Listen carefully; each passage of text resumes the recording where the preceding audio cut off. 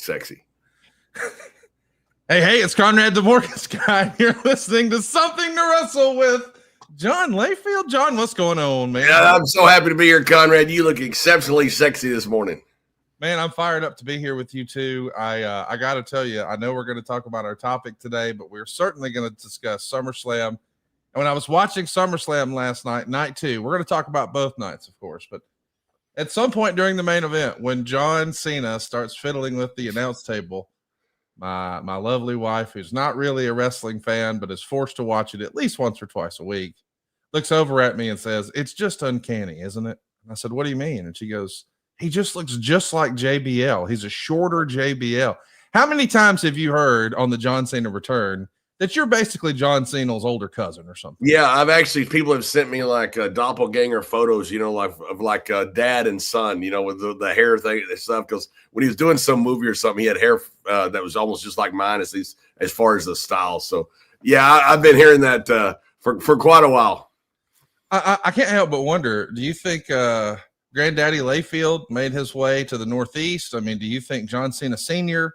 somehow meandered down to Texas? Is there a chance that you guys are somehow distant relatives? There's not a doubt about it. I just found out one of my cousins has got this great record label. I never found out, never had known that before. So yeah, my ancestors apparently had a proclivity for not being faithful to anything. So yes, there's a chance that John Cena could actually be some type of like nephew or something. Well, of course, if we're going to talk about SummerSlam, we should start with the end first. Brock Lesnar is back in the WWE. John, I'm sure you saw the news. What'd you think about the surprise that nobody saw coming last night? Oh, I think it's fantastic. And, again, the easiest way to work people, Conrad, is when you're exposing everything. We talk about this every single week. When you're saying, oh, this is what we're doing, this is what you're doing, Unreal. That's the easiest way to work people. Same with Seth Rollins. Same with Brock Lesnar. I thought I love Brock. Since the day he's come in the company, he's a friend, and his character to me is one of the greatest of all time, and he looks absolutely fantastic. The good thing about Brock is Brock doesn't come back looking like Brock from 2004. Brock always comes back looking a little bit different, and he's always got a cool look. That's something that the young guys and the old guys out there should take note of. I for one am pumped to see Brock Lesnar back, just because, man, I've missed him, and I loved the stuff he did with John Cena. And of course, we learned in the post show from Triple H that this was on John Cena's bucket list, his wish list for his last year of opponents. I kind of like that even more. I mean, I think most of us remember the magic they had. Gosh, what was it, like 11 years ago, that John Cena went to Suplex City over and over and over at SummerSlam. You were on that call, weren't you? I called the match. I remember at one point I go, Jesus Christ. And, of course, they edited it, but it was just the reaction that, like, you've got to be kidding me. You're going to kill this guy. It was fantastic because no one expected that. Cena's on top of the world. Brock's on top of the world. You didn't expect a one-sided fight like that. But, in fights, things happen. Foreman and Frazier, he almost killed Frazier when Frazier was on top of the world. Things like that happen in legit fights.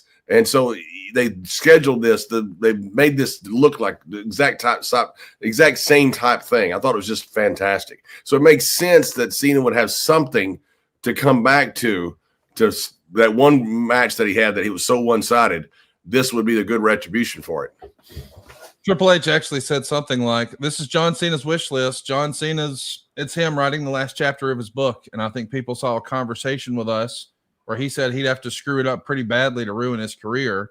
But it's not about that for me. It's about John being able to go out the way he wants to go out, to write his chapter. I know what that's like as a performer. I know what that's like for everybody to feel that. And I think for John to be able to do what he wants to do, one of the very first things I said to him is, who do you want and how? And we're working through that. So we know Brock Lesnar is next, but I think a lot of people are curious about what happened on Friday night. And I want to get your opinion on this. They just kind of did an about face and abandoned ship on the entire John Cena heel turn. I think a lot of us, when it happened at Elimination Chamber, were hopeful for what would come. And then respectfully, it didn't feel like they had a plan. What do you think happened there in reality, John? I think sometimes when you draw something up, it's a great plan, and all of a sudden it doesn't work. And I think that's what it was. I've been in a million different planning sessions where you plan stuff In sports, you plan something, you think you've got this great play, you think that you got this great strategy in business or in sports or anything, and all of a sudden you put it out there on the field or the ring or wherever you put it out there to implement it, and it doesn't work like you thought it would. And I think that's what happened here. You got one of arguably the greatest of all time, and John Cena, certainly on the Mount Rushmore of almost anybody's Mount Rushmore, 4 people, and he had something that was not resonant. I didn't think it was resonating. As well as, people wanted to see Cena. Yeah. And I'm not sure they wanted to see the heel side. I think they just wanted to, you know what? We just love this guy. We want to see him. To me, it would have been like if they tried the Hulk Hogan heel turn in the last year of his career. At that point, we really want to celebrate what was. We want to celebrate the nostalgia. And I loved the intro graphic for him last night, where it was an all-black screen and the black and white letters like we've seen during this heel turn. But then it went right to and transitioned to the colors. It lets you know, nope, he's a babyface and he's back. But that's kind of a requirement if you're going to have him face Brock Lesnar. When Brock comes in, he's the bad guy, right? He's kind of the bad guy. It's hard to say. Conrad, I have been in so many arenas when I've seen Brock Lesnar come out. And I know you've been in arenas when he's come out. It's dramatic, the change in the arena. You can sit there and watch. I don't care how many matches. I don't care how good those matches are. You can sit there and watch match after match after match after match. Brock Lesnar walks out, everything changes. The whole arena changes. It's the old Johnny Valentine. I mean, I can make you believe that wrestling's real, but I can make you believe I'm real. Right. That's Brock Lesnar. I mean, this is, to me, is just an incredible matchup of 2 of the all-time greats of all time. And, I hope Cena doesn't go away. I think he is, but I certainly hope Brock doesn't. Yeah, it will be interesting to see what's next and how long this goes. Of course, the talking point for a lot of fans is it felt like the whole heel turn with John Cena was headed somewhere with Travis Scott and with The Rock. Now neither are around. There's lots of rumor and innuendo around that. Do you think that we're not going to see Travis Scott again? I mean, that's the report we've heard. Do you buy into that, or do you think there's something else at play? And do you think we'll ever see The Rock in the ring again? What do you think is next for those two? Yeah, I definitely think we'll see The Rock in the ring again. I would bet everything on that. Rock loves being in the ring, and it's not just a matter of ego. I mean, the guy's the biggest movie star in the world. He's making a freaking fortune. It's not about ego. I don't believe it. May be, but anybody who's a huge star, whether it's Jordan or Bill Russell or anybody out there, Schwarzenegger, when he was on top of the world back in the 90s, they all have a huge ego. There's nothing wrong with that. That's why they're big stars, because they're driven to be the best in the world. I think The Rock loves to be in the ring. And so I have no doubt. There's always a little bit of a doubt, but I pretty much have close to zero doubt that Rock's going to be in the ring again. Hypothetically, we know that WrestleMania is going to be in Las Vegas again. They did the biggest gate they've ever done this year. You got to think they've got eyes on breaking that record next year. Do you think next year is when we finally get Rock versus Roman at WrestleMania? I hope so.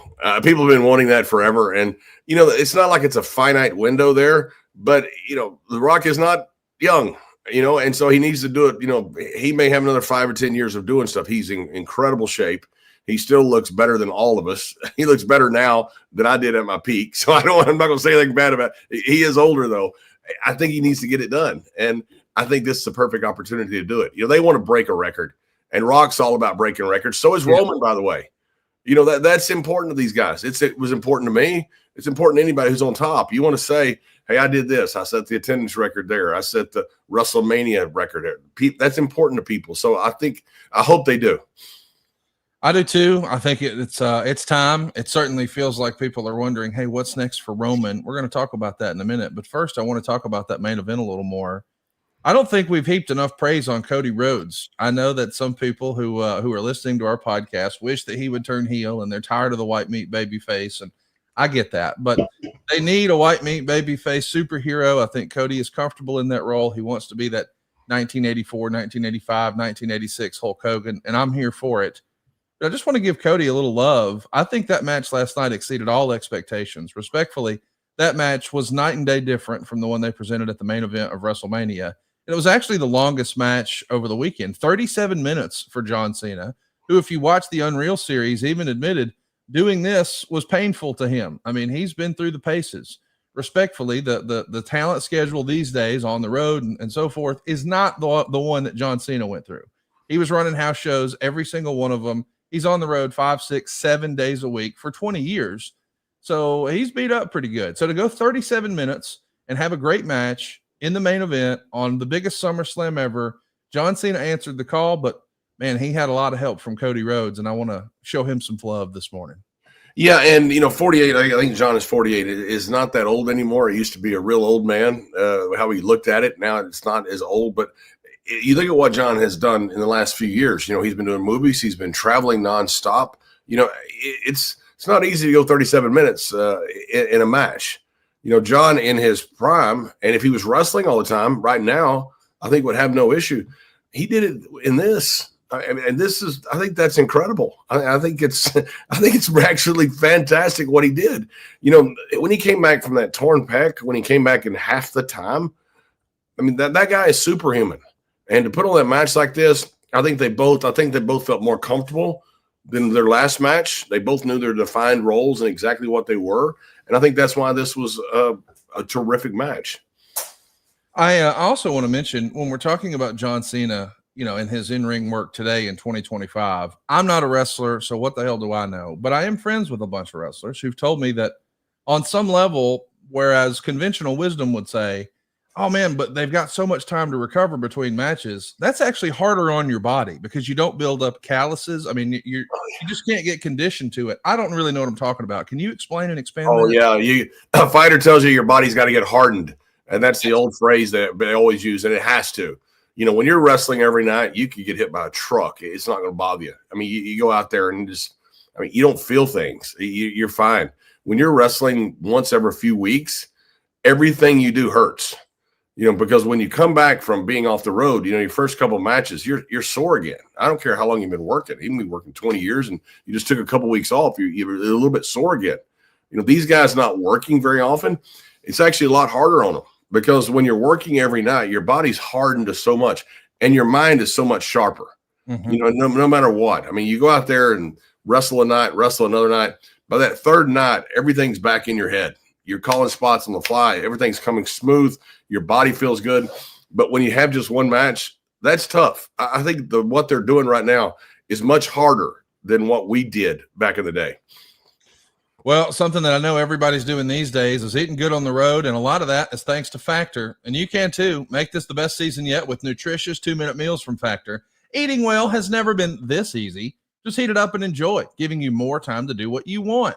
Get outside instead of prepping and cooking indoors. Factor meals arrive fresh and ready to eat, perfect for any active lifestyle. And they've got 45 different weekly menu options, meaning you can pick gourmet meals that fit all of your goals. You can choose from things like Calorie Smart, Protein Plus, Keto, and even more. Factor powers your day with satisfying breakfasts, on-the-go lunches, premium dinners, and guilt-free snacks, and even desserts. Yeah, it's easy to savor more. Go check out Factor. You're going to enjoy great flavor with none of the fuss. And I'm telling you, this is the only one that I reorder even when they're not advertising. It's a go-to in the Thompson household because we know it's going to be, as JR would call, restaurant quality. Man, it's ready in 2 minutes. Remember Love Connection back when we were kids? 2 and 2. You're eating good with Factor. Get started right now at factormeals.com/wrestle50off. Use our code wrestle50off and you'll get 50% off plus free shipping on your first box. That's code wrestle50off at factormeals.com/wrestle50off for 50% off plus free shipping. So listen, we're talking a little bit about SummerSlam last night. And I do want to ask, now that we've sort of seen the lay of the land for what's next for John Cena, I think a lot of fans are curious, hey, where does that leave Cody Rhodes? Now, there's rumor and innuendo that Cody and Roman Reigns are going to be filming in the new Street Fighter movie. And I don't think I really thought about that until after the main event last night, because I kind of, in the back of my mind, thought for Roman to start the show on night one, he's going to do something on night two. When he didn't, and when Cody, gave Cena the stage and just meandered up the ramp with the world title, I think they're going to make a movie next. Is that what you've heard or what you expect as well? That's what I've heard, but I have no inside knowledge of that. That's what I've heard. And, how good is WWE right now that they have all these stars they can do things like that with? Yeah. Back in the day, even when we had a loaded roster, you had to put Steve on every show. And now these guys are so freaking loaded. You're able to put Roman on the first part of a two-night and not use him on the second, and no one complains. I mean, that's a loaded, deep roster of top stars, not just stars, but top stars. I mean, it's pretty incredible what they're doing. And I don't know about the movie. I've heard the same thing. I hope they are, because I think it'd be great for them. I do want to ask, you've seen it all. Do you think this is the most loaded the roster has ever been? And I realize no matter what you say, people are going to be pissed off one way or another. So it is a loaded question. And I know that they're going to say, oh, but look at all the Hall of Famers in so-and-so class. Well, they don't put you in the Hall of Fame while you're still on TV. So what do you think? Is this the most loaded roster of all time? Yeah, I think that a couple different times was the most loaded. I think 83 Starrcade was probably one of the most loaded pay-per-views. It was a closed circuit, I believe, at the time. I think 12 superstars or something like that ended up in the WWE Hall of Fame. It's where Vince basically poached their entire card. And I think the roster in 95, when we weren't drawing any money, was one of the most loaded, because we still had Scott and Kevin, and we had all these guys that were still with us. We weren't drawing any money. You had Steve as a ringmaster. You had Kane as a dentist. You had Triple H as an aristocrat. I mean, you had a bunch of guys in the wrong gimmicks. But that roster in 95, I thought, was one of the most loaded of all time. I think that 83 Starrcade, and I think this one right now is, I think, the most loaded. And one of the reasons, Conrad, is because you've got two rosters compared to what we had one back in the day. We had beautiful women that were very talented, but they weren't really wrestlers. They weren't supposed to be. Tori and Stacy could have been great wrestlers. They were great athletes. They weren't trained for that, to be wrestlers like the ladies are now. Now you've got the guys and the girls equally, and literally you have two rosters. And because of that, I think, yes, it's the most loaded roster in the history of the business.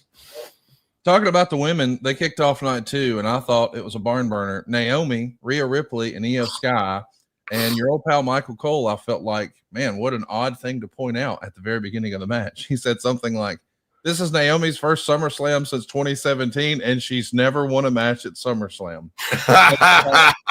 Well, I'll be damned if that's not a spoiler that she's winning tonight, because she's the champ. Why would you say that? My goodness. But I loved it. And I was invested in her story, because we know that, she's got one of the most successful comeback stories and perseverance stories in all of pro wrestling right now. And it's pretty clear that Rhea Ripley has an Io Sky problem, as Big E said on the pregame show. But Io Sky, arguably one of the best in-ring performers, if not the best, in the entire company right now. And I thought those ladies absolutely stole the show in that opener. What'd you think? I thought they did too. And how great is it? That's why I say about two rosters. You can put women on first, last, it doesn't matter. And they're going to either shine or outshine whatever you do from the guys, and that was not always the case. I'm very happy that it is, because you see the evolution of the women's division, which it should have always been there. Something was wrong with society when you didn't have that, but now it's, it's fixed, and I think it's cool. And I just heard what Hunter said about women in NXT and people that brought in, that women are just better than guys. So it was very interesting, and I would have no problem with agreeing with that. Let's talk about Rhea Ripley. I'll admit that I was kind of surprised that she was in the Unreal show, just because, one of the buzzwords of 2025 this year, John, is the word aura. And man, I think she's probably the definition of that. When she comes through the curtain, it's like all eyes on her. You don't know who that is, maybe, but that person's a star, that sort of quality. She has that. So when they peeled back the onion a little bit and let you see the real person behind the character on Unreal, I was like, this kind of feels like a risk, because I couldn't imagine in a bygone era them doing this with someone like The Undertaker. And boy, was I wrong. She got a hero's welcome. I think she may actually be a bigger star than ever now as a result of Unreal. Did you get a chance to catch any of Unreal? And what did you think of the way Rhea Ripley was portrayed? I've watched the clips, and I'm one of the old guys that has a lot of trepidation about it. But I'm also one of the guys that have seen they're putting 130,000 people in 2 nights at SummerSlam. And so I'm not going to say that I think it's wrong. It makes me feel uncomfortable. 100% makes me feel uncomfortable. I don't like exposing the business like that. I think it helps to have that veil there where people can get into these characters and believe, because it's not just a matter of believing, it's a matter of caring. And if you can care about these individuals, then you're going to want to watch these matches. And I'm not sure we're pulling that veil back so much. I think it releases, can do too much. But that being said, she's over like crazy. And so maybe I'm wrong about that too. I don't know. I can't even imagine back in the day somebody talking about doing that show. But I can't imagine back in the day 130,000 people in back-to-back nights total in SummerSlam either.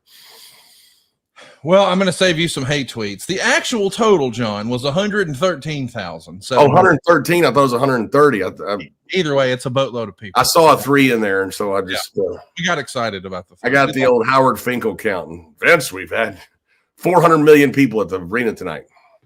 John still gets excited about threes. Long before Steph Curry was the man. John's been banging threes since the 70s. Hey, we also should talk about the 6-team TLC match. Wyatt Six retained the SmackDown tag team belts. It was a car crash. It was crazy. It was fun. And my hope for all of these, John, is always, boy, I hope nobody gets hurt. What do you think of this car wreck on pay-per-view yesterday? Same thing you thought. I mean, it's just a matter of you don't want these guys to get hurt. Some of the stuff they did was just unbelievable. When you first have a ladder match with Shawn and Razor, and the drama was there, it's going to be hard to ever replicate that. You can argue whether that was a better match than anything that's followed it. But what they do now is just an astronomical leap of talent and ability of what they can actually do with this stuff. And also, Conrad, we didn't have OSHA. We didn't have any safety standards. We just said, hey, I think I'm going to go through this ladder. I think I'll be okay. I think I'll be able to finish the match. I probably won't break something.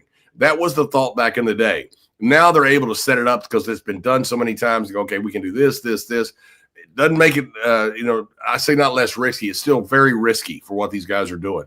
But you take a lot of that out because a lot of it has been done before. But the athleticism is just absolutely remarkable.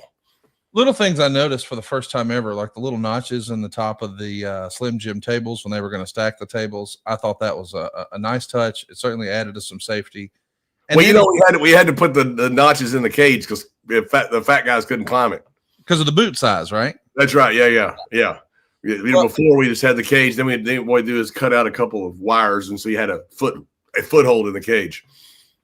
I also want to talk about the shout out that we saw right before the match. This is something WWE historically has not done, and I'm glad that some of the things have changed there, and a lot of that is because of the TNA partnership. But them shouting out the Hardy Boys and the Dudley Boys prior to the TLC match, celebrating 25 years since the first TLC, I thought was a really classy touch. I love when we can acknowledge the legends and incorporate them into what's happening today. I thought that was a really nice touch. What'd you think? One of the great things about things like the Masters is watching Jack Nicklaus walk out and hit that first ball, or Gary Player, or Arnold Palmer when he was alive, hitting out that first ball. I got to see Arnold Palmer tee off in Pebble Beach one time, and I'm like, man, this is the greatest thing ever. And he couldn't have beat Tiger Woods at that time. Tiger Woods had spotted him 10 strokes. I didn't care. It's Arnold Palmer. And these guys, of course, now these guys are still in their prime. I'm not saying they're past their prime like Palmer and Player and Nicklaus, guys I quoted, but it's great to see legends. And people enjoy that. People enjoy the connection between the legends. Same as you would see when Jack Nicklaus gets up there and tees off at Augusta. And this guy's won this tournament so many times. People are so in awe about him. Same thing about the Dudleys and the Hardys. People are in awe of those guys. And it's great to see, okay, here's the guys who started it, and here's the guys doing it now. I think it's really well done by WWE. Instagram a Wrestling Historian is with us here live, and he says Big E Langston showing Naomi love for her TNA run as the Knockouts champion was very cool. I like that we're sort of breaking the fourth wall, and I know some of that is because there is an agreement now with TNA and WWE, but I just thought it was really neat that we're now able to acknowledge what's happening in other promotions and has happened in other promotions. And I know they're not always going to do that, and they're going to be strategic about it, but it adds an air of, realism to me. Yeah, I completely agree, and it gives you a feeling of it's like a real sport, and I completely agree with that. And back in the day, it was different. And I say back in the day, back in the early '90s, and even in the mid '90s, we're in competition with these guys, and there's a chance that they're going to put us out of business. I don't know how big a chance, but there's a chance. That's not a chance now, and so now it's just a matter of quoting their history and making people feel better about the stats, and makes it feel more like an ESPN type event. We should talk about the women's match for the Intercontinental title. It was a no count out, no DQ with Becky Lynch and Lyra. The zip tie became a big part of the story. We're seeing a harder edge with Becky Lynch.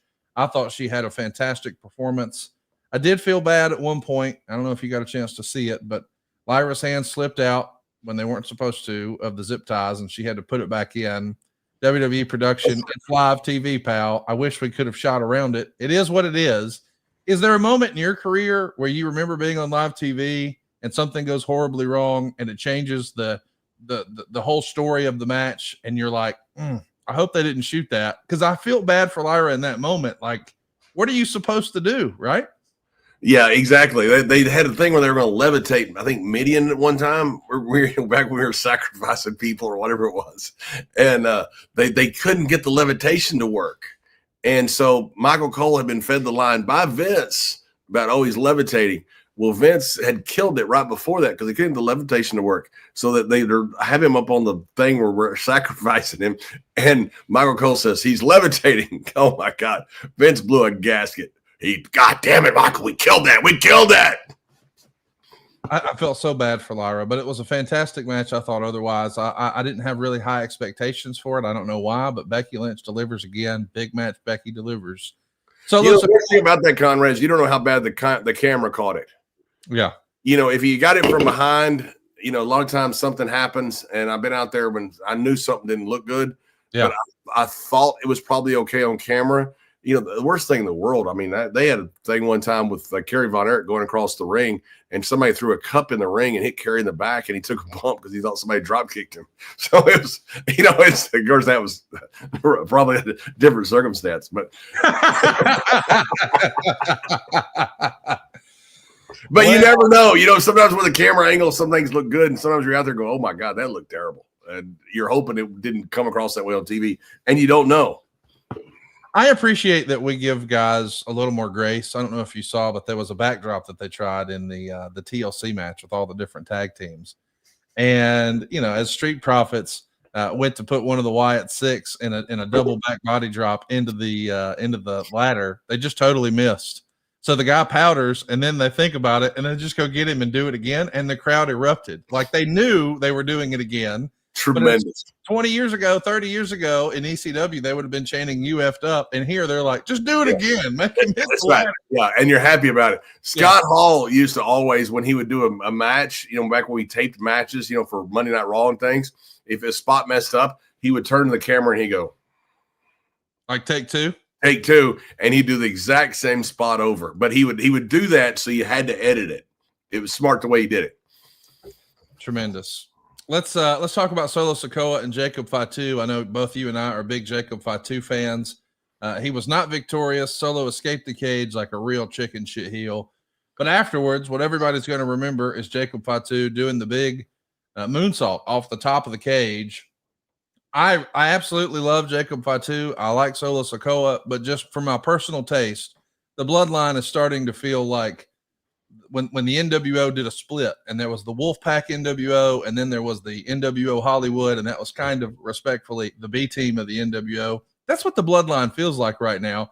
I think it may have run its course. If Roman's really going to make a movie, you think they should wind down the Bloodline? What's your take on that? I think they got to find something different to do. Everything runs its course, and this is one of the hottest angles. I mean, this angle headlined WrestleMania. I mean, this angle was awesome, but angles just don't go on forever. Hulkamania didn't go on forever. Nothing goes on forever. The Attitude Era didn't go on forever. And I do. I think it's run its course. You got to find something to either rejuvenate it, recreate it, or find something else to go into. Because I agree with you. It's not a matter of it being watered down. It's just a matter of time. After time, people they want to see something new. That's kind of what I meant. When they went to the black and red for the Wolfpack, it was like, why do we need two NWOs? Let's just let them just run its course now. Enough. We give, we tap. Something that I won't ever get tired of, though, is AJ Styles. AJ Styles and Dominic Mysterio had the only normal match yesterday. Everything else was either a three-way or a hardcore or a no DQ or a street fight or a TLC or a cage match. But we had just a regular Intercontinental title match. But, boy, it was a tribute to Eddie Guerrero that I absolutely loved. AJ with the lowrider, AJ with the gear, and then the chair spot. I know how much you loved Eddie Guerrero. I bet you were eating this one up. Oh, I thought it was fantastic. I think Dom is doing a heck of a job. And I've said it for so long since AJ's come in. He was this generation's Shawn Michaels. I've never seen AJ have a bad match. It was Cena and AJ that stayed in the ring the entire time on a pay-per-view one time, wasn't it? Yeah. I remember that we had this match and everything was just crazy, wild, and they literally did not get out of the ring one time just so they could do it.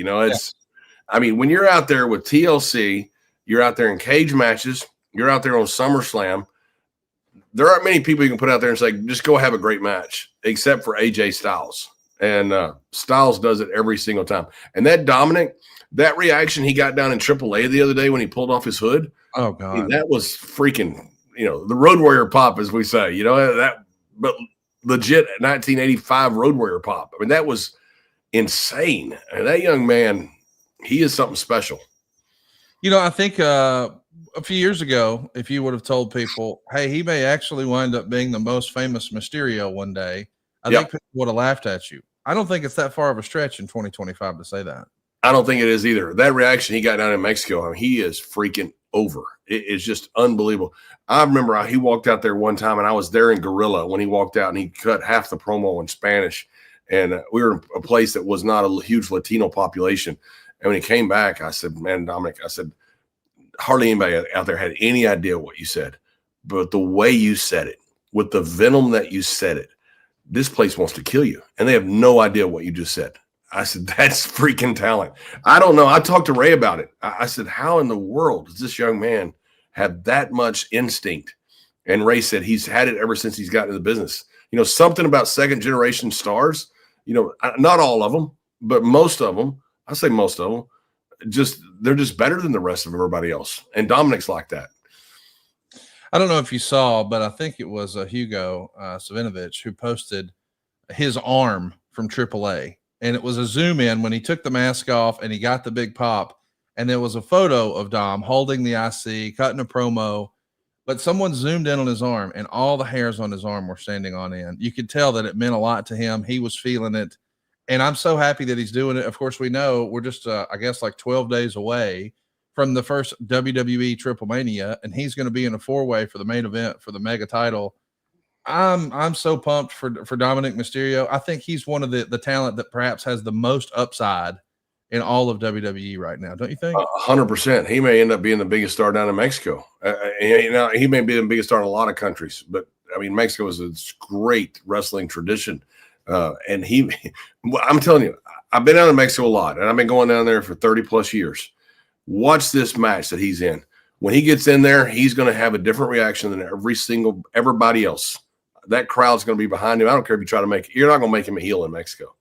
He is going to be over like you have not seen in years in this match. Well, we've got some breaking news right now brought to you by our sponsor, Surfshark VPN. Secure your privacy with Surfshark. Go to the link for 4 extra months of Surfshark. That's surfshark.com/wrestle. It's our top story. Internet security is more crucial than ever. Protect your online life with military-grade encryption and enjoy a secure, unrestricted internet experience. With Surfshark VPN, you can shield your data on public Wi-Fi and avoid identity theft and fraud. It keeps you safe even in the most insecure online environments. Never worry about who's spying on your data again. Surfshark's got you covered. In other news, geo restrictions are a thing of the past. With Surfshark, you can break through online barriers and access content from all over the world. Whether it's streaming your favorite shows or accessing blocked websites, Surfshark ensures you stay connected wherever you are. And now a quick update for travelers. Surfshark can save you money on flights and hotel bookings by eliminating location-based price differences. It's a secret travel hack that's always in your back pocket. Secure your privacy with Surfshark. Go to surfshark.com/wrestle and use the promo code WRESTLE for 4 extra months of Surfshark. That's surfshark.com/wrestle, surfshark.com/wrestle, and use the code WRESTLE for 4 extra months of Surfshark. Hey, let's talk a little bit about Conrad, real quick. Surfshark, people don't understand that are not used to living in other countries. Yes. Surfshark is one of the greatest things there is because the VPN, you can watch sports that are geo-blocked in other areas.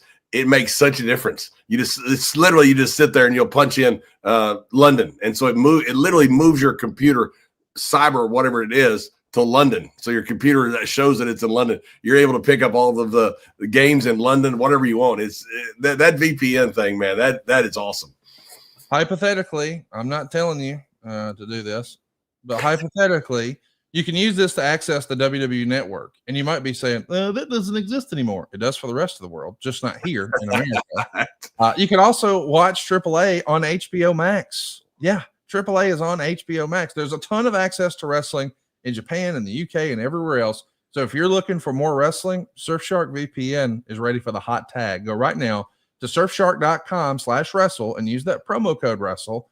And like, for instance, I know Dave Silva, when he first moved to Texas, he was disappointed that he couldn't see all of his favorite mattress actresses. There were some that said he could no longer cut hand to his favorite mattress actresses. But now, thanks to Surfshark VPN, man, he's depleted. He's tired. He's worn out.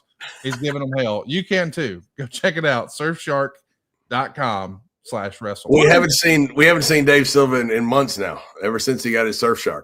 But if you could, he'd be grinning ear to ear. I tell you, he's happy. Wherever he is, he's very happy. He's very happy. Not as happy as we were. I mean, night one of SummerSlam was a fun show as well. We started things off with Jey Uso and Roman Reigns. They went 21 minutes and got a win over Braun Breaker and Bronson Reed. Jey Uso, main event Jey Uso, and Roman Reigns, two of the biggest stars in the history of WWE, opening the show on night one. You talk about trying to set the pace and set the tone for the entire event. You're pushing out two of your big stars in the opener. That's unheard of in a bygone era, isn't it? Yeah, it is, and I love it. I love starting off a show that hot. It's like Jerry Lewis used to say, "You want to follow the killer? You better get a pine box." I love sticking stuff like that at that first. I just love it. That's an old wrestling promotion tradition. It's an old fight tradition. Stick something out there that's really hot first, and then let people try to follow it. And slowly build back up to the main event. Everything's a story. Everything. A wrestling match is a story. A TV show is a story. A live card is a story. You start off with something hard, you figure it out, and you go down, then you end up with a hot main event. It's all put together really well. When you don't have any discipline in live events, that's when I think it's the shits.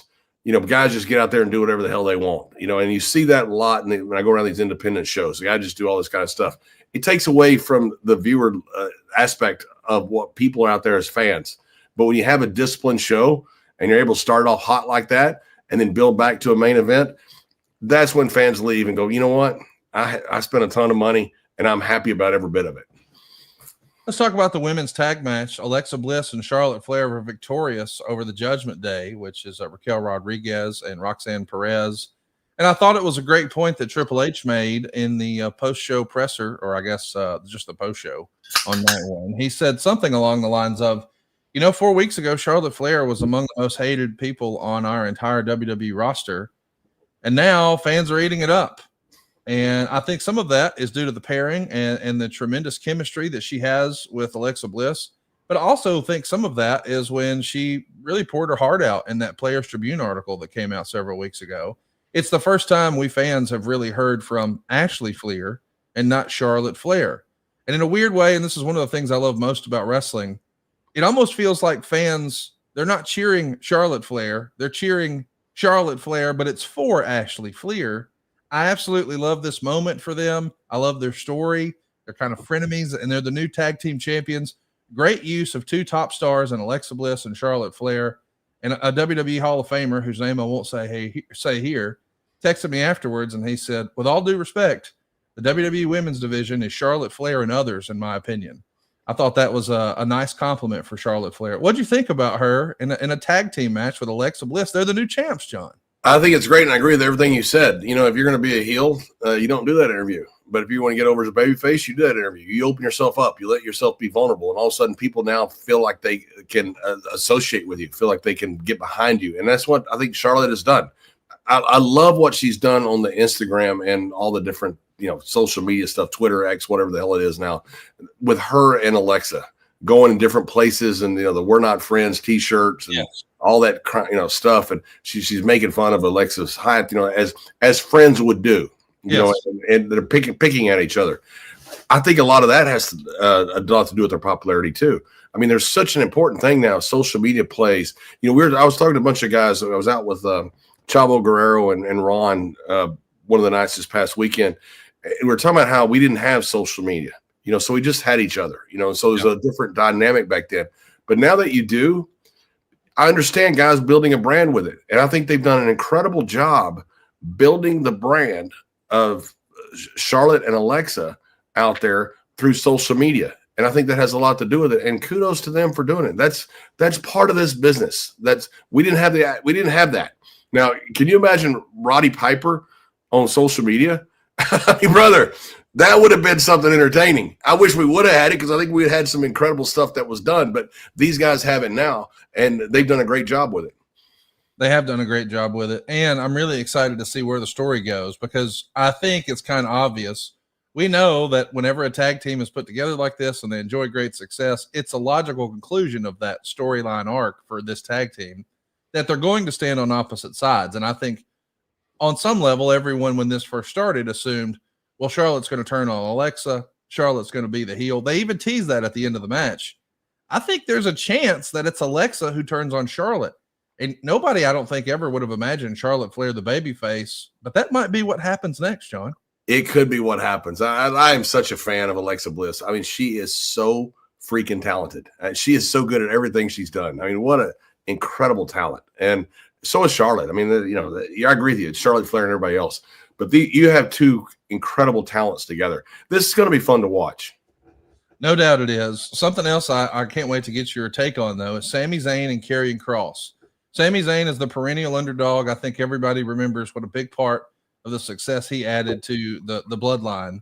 Even guys like Ric Flair, who I don't think were always sold on Sami Zayn, he came around and said, man, I got to tell you, he's so damned entertaining.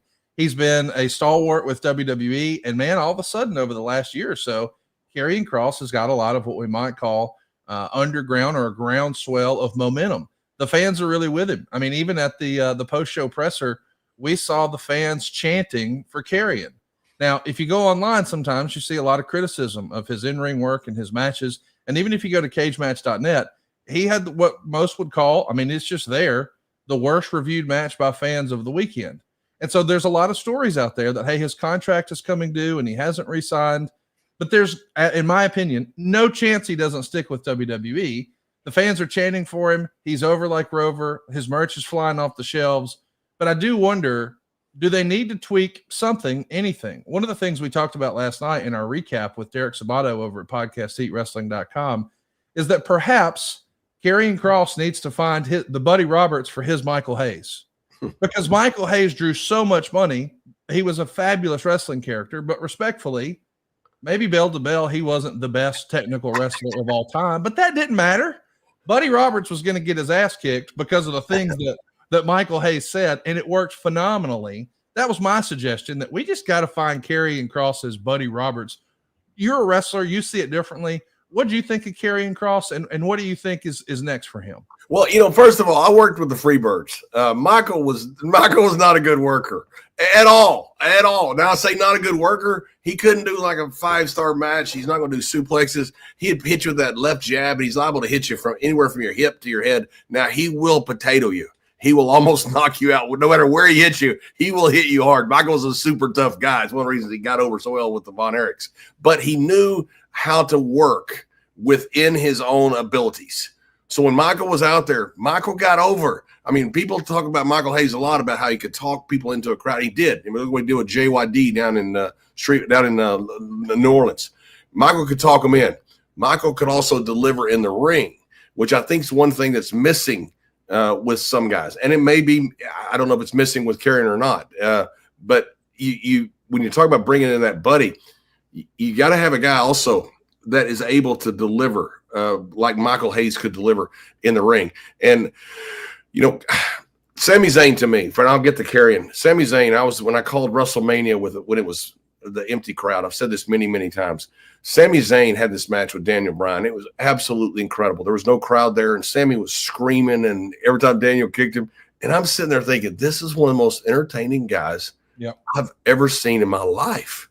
I mean, it was just magical. I just was calling the match, and me and Michael Cole, I'm just laughing at Sami, not in a funny way, but he's that good. I love Sami. I think Sami's a special guy.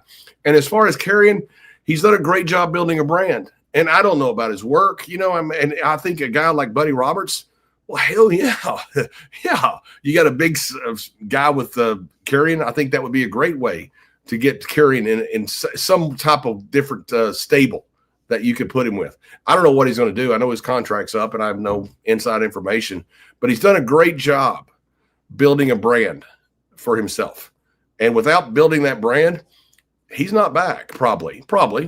But with that, he's selling merch. people are chanting his names. That's incredible. Kudos to Karrion for what he's done.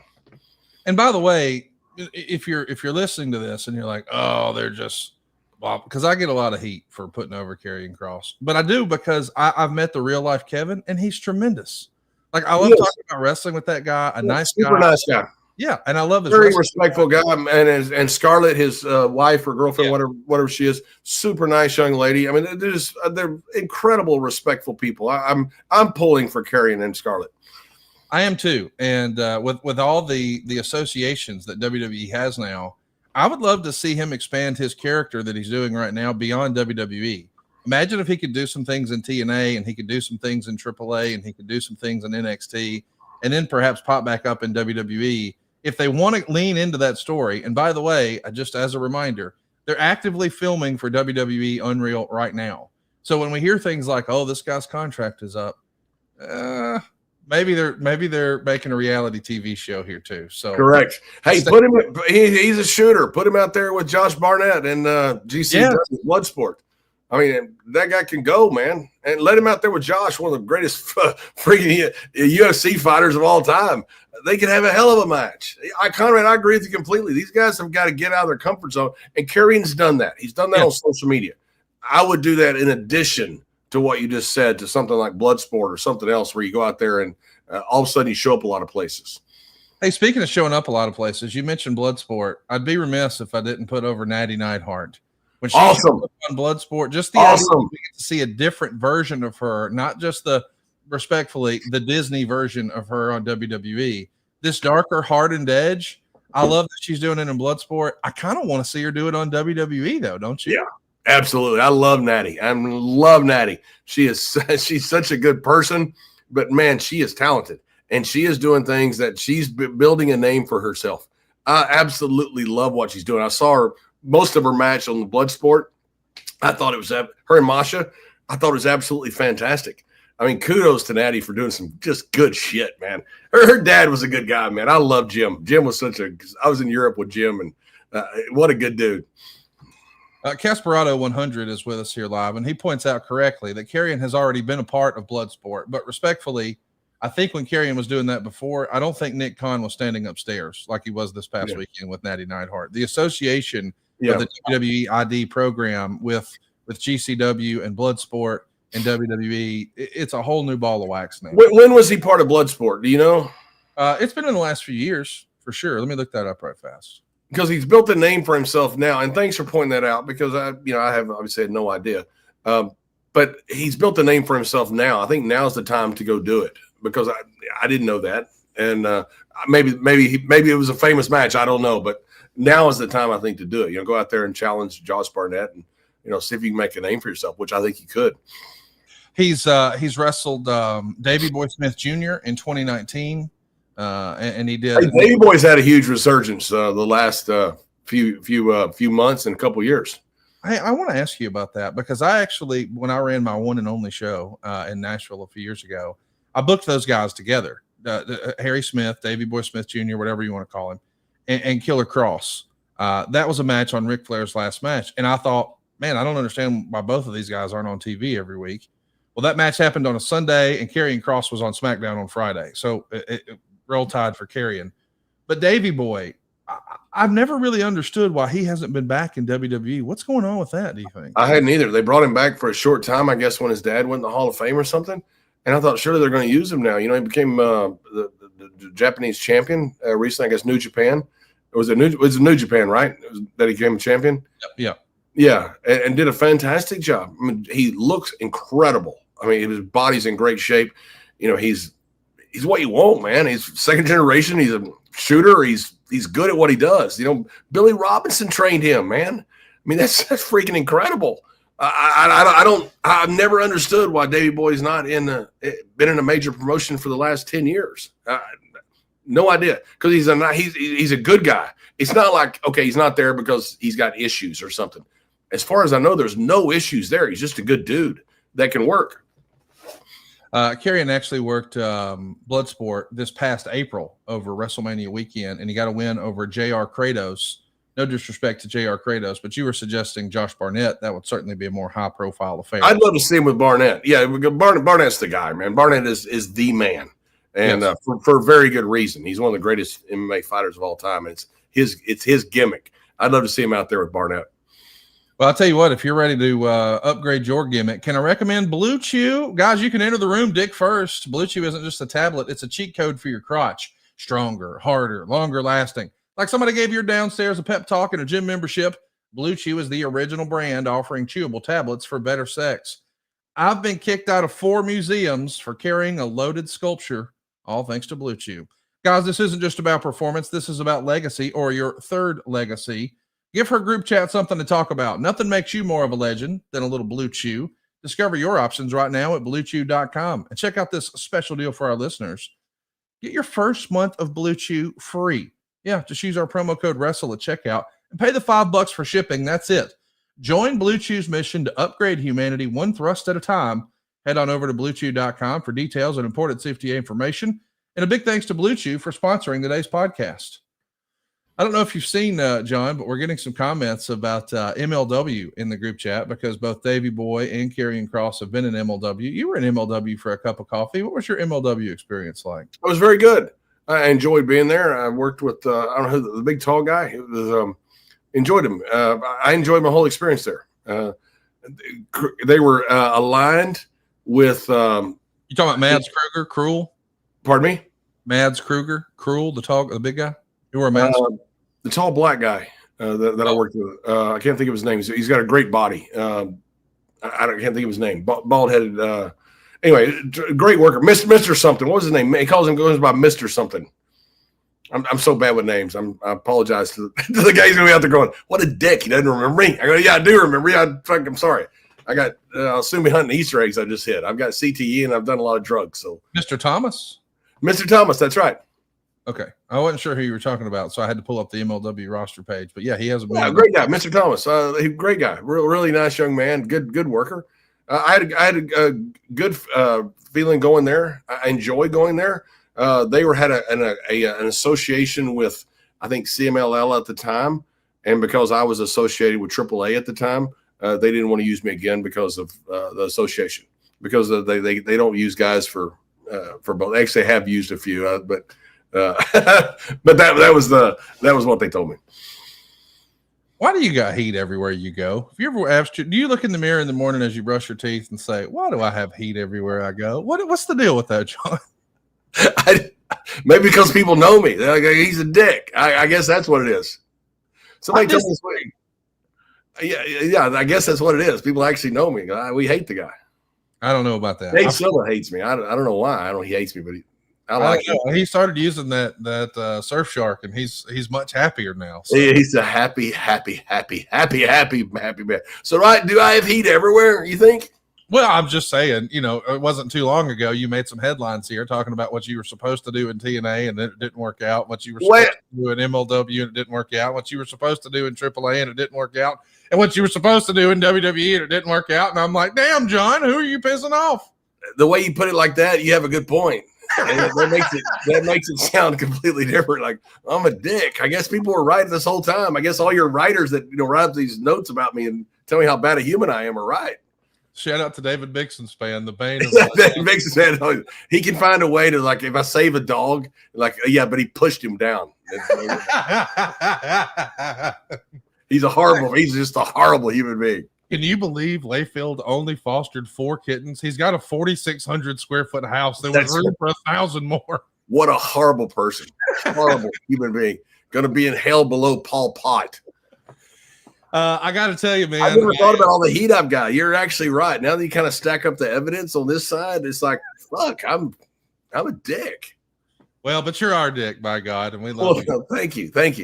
Let's talk about the women's title match. I got to admit, John, I thought when this match was announced, and I even said on this show, and I regret it now, I said, good luck. I did not have high hopes for Tiffany Stratton and Jade Cargill. I was a little disappointed that talent like Chelsea Green, who I feel like's been on a tear, wasn't on the card. And I don't know, maybe I was in my feelings. Like, I can't believe they're doing this. And by the way, I was wrong. The match was way better than I expected. We talked about aura earlier with Rhea Ripley. I think that just oozes off of Jade Cargill. I don't know that they found her highest and best use yet, but there's something there. What a star she could be. And Tiffany Stratton, man, 14-0. They've got a cool story going with her now. I didn't realize that until the match. What'd you think of Tiffany Stratton and Jade Cargill? I'll admit, I had low expectations, and I was wrong. It exceeded all expectations. Bravo, ladies. Yeah, I agree, and I agree with you about Jade Cargill. I mean, there's a look that sometimes you can't replicate a look. Sid Vicious, Sid Justice, whatever want to go by, had this look that was like, oh my God, man, that guy makes an Avenger look like a 90-pound weakling. He had a look. Jade Cargill's got a look like that. She's got this incredible physique. She's a very pretty lady, and you can't replicate that. So I think there's incredible future for Jade Cargill. Mark Henry found her, right? I don't know. Is that right? I think that's right. I think Mark found her. I believe that's right. I mean, Mark has found a lot of talent in different places. He's got a great group down in the Bahamas right now. He's got some young man down there from Nigeria. That kid is freaking talented. Big, tall guy, great looking body, good talker. I think one of her first matches may have been that mixed tag in AEW with Cody Rhodes and Shaquille O'Neal. I mean, there's been a lot of really talented ladies come into the business, but I think most people agree Jade Cargill looks like she could have been like in a Marvel movie or something like that. Yes, 100%. I mean, like right now, like no CGI, nothing. Just put her out there. She's in a Marvel movie. She's like Kevin Nash used to say about The Rock. He's the only guy who looks better than his action figure. That's Jade Cargill. She just, that look is just unbelievable. What do you think is next for Tiffany Stratton?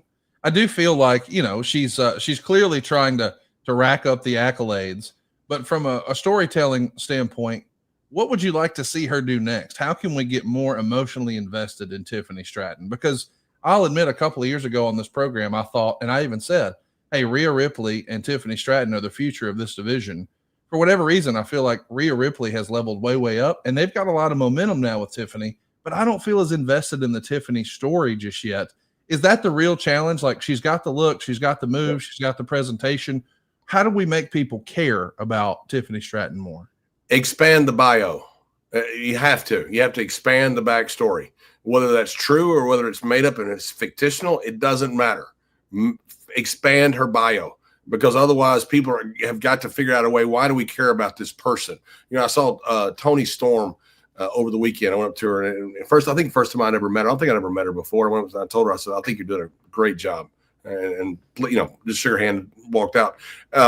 But she's found this, I don't know about niche. She's a huge star. Her character has expanded greatly. Yes. And she's done an incredible job with it outside of her wrestling. I think, and I'm going to say in the same way, because there's never, like Piper always said, you can't out Hulk the Hulk. You don't want to copy somebody, but I think you've got to expand the bio in some way. I do want to ask, when we're talking about Tiffany Stratton, there's a comment here in our live chat. T. Gray says, Tiffany as a face is a dud. Her heel work was much better. I kind of tend to agree. I do like Tiffany better as a snarky Valley girl heel. Like, I hate to use this phrase, but I like when she's more of a bitchy character.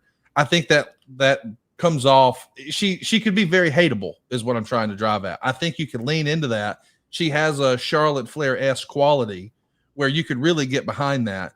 Do you think she will find her best success as a babyface or a heel? I think as a heel, but the problem she has a babyface, if indeed that is correct, is you got to dance with what brought you. Yeah. If you have something is getting over, don't all of a sudden, I'm a babyface. I'm gonna deep six all that, and I'm gonna start over with this babyface here because I'm gonna drink milk and take my vitamins and do all the things that babyface is supposed to do.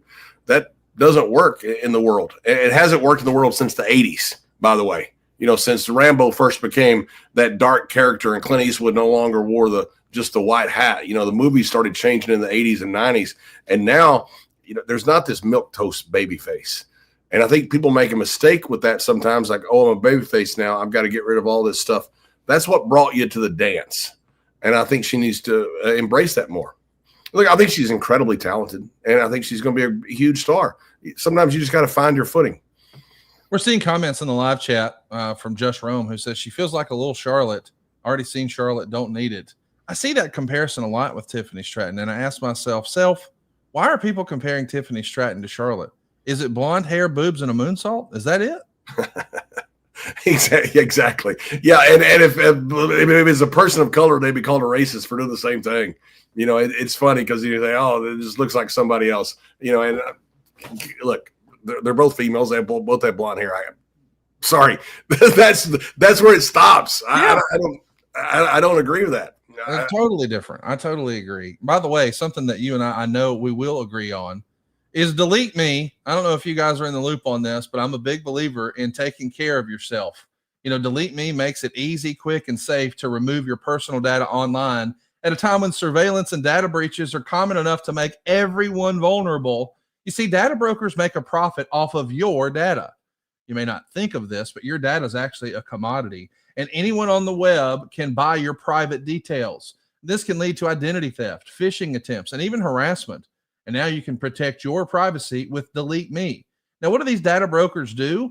Well, they take your name and your contact info, even your social security number, your home address, even information about your doggone family members. And it can be compiled by data brokers and then sold online. And I got to tell you, if you've ever been a victim of identity theft, you have no idea how terrible it can be. I can't tell you how many times in the mortgage business I've talked to someone who was excited about buying a house, and I pulled their credit, and their credit is not what they imagined because someone has stolen their identity. Or maybe you're a big time celebrity like JBL and you don't want to be doxxed. You don't want somebody to have your address out there and people showing up at your front door. Take control of your data and keep your private life private by signing up for DeleteMe. Now with a special discount for our listeners. Go get yourself 20% off your DeleteMe plan when you go to joindeleteme.com/wrestle and use the promo code WRESTLE at checkout. That's the only way to get 20% off is to go to joindeleteme.com/wrestle and enter the promo code WRESTLE at checkout. That's joindeleteme.com/wrestle and use the promo code WRESTLE. Let's, DeleteMe. Maybe you should have done that and you wouldn't have had so much heat with all these different promotions. Just throwing out ideas. I'm telling you, I need to delete me. I didn't know I was such a dick. I'm a bad person. Well, no, you're not. But I'll tell you, I think the internet has decided the worst person is Logan Paul, and he was on night one teaming with Drew McIntyre to take on Randy Orton and Jelly Roll. I do want to talk about this match. It's one of the longer matches of the weekend, 17 minutes and 5 seconds. And this was Jelly Roll's very first match. There's been lots of different celebrity crossover attempts. And I do believe that maybe once upon a time, Travis Scott was supposed to be involved in this pay-per-view. Instead, they found Jelly Roll. Jelly Roll had this as a bucket list item. He lost 230 pounds to prepare for this match. Not just for that, but he had a bucket list of things he wanted to do, and he made it happen. And by the way, from what we've heard, he did the work along the way, took it very seriously to the point where he broke a pinky in training. And listen, I know that people are going to be critical of the match and say it wasn't the best match of the weekend or what have you. It was his first match at SummerSlam, a live PLE in front of 53,000 people. And respectfully, he's not a professional athlete. I thought it was great for what we expected. If you wanted the crossover and you wanted people who might not normally be watching this show to take a look, then you want to leverage Jelly Roll's audience. You want to leverage Logan Paul's audience. So you get all this celebrity in one match. This is probably the type of media coverage anybody else would dream for.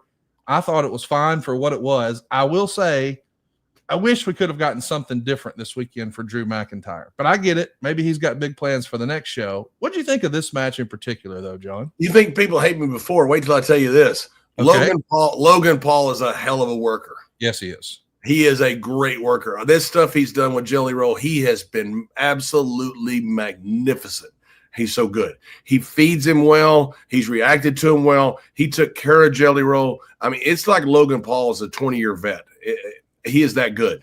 I was blown away by what Logan Paul did. And as far as Jelly Roll, this is his first match. I mean, God bless this guy, man. That was in front of all these freaking people, and you're out there with these great stars. I mean, I thought he did fantastic.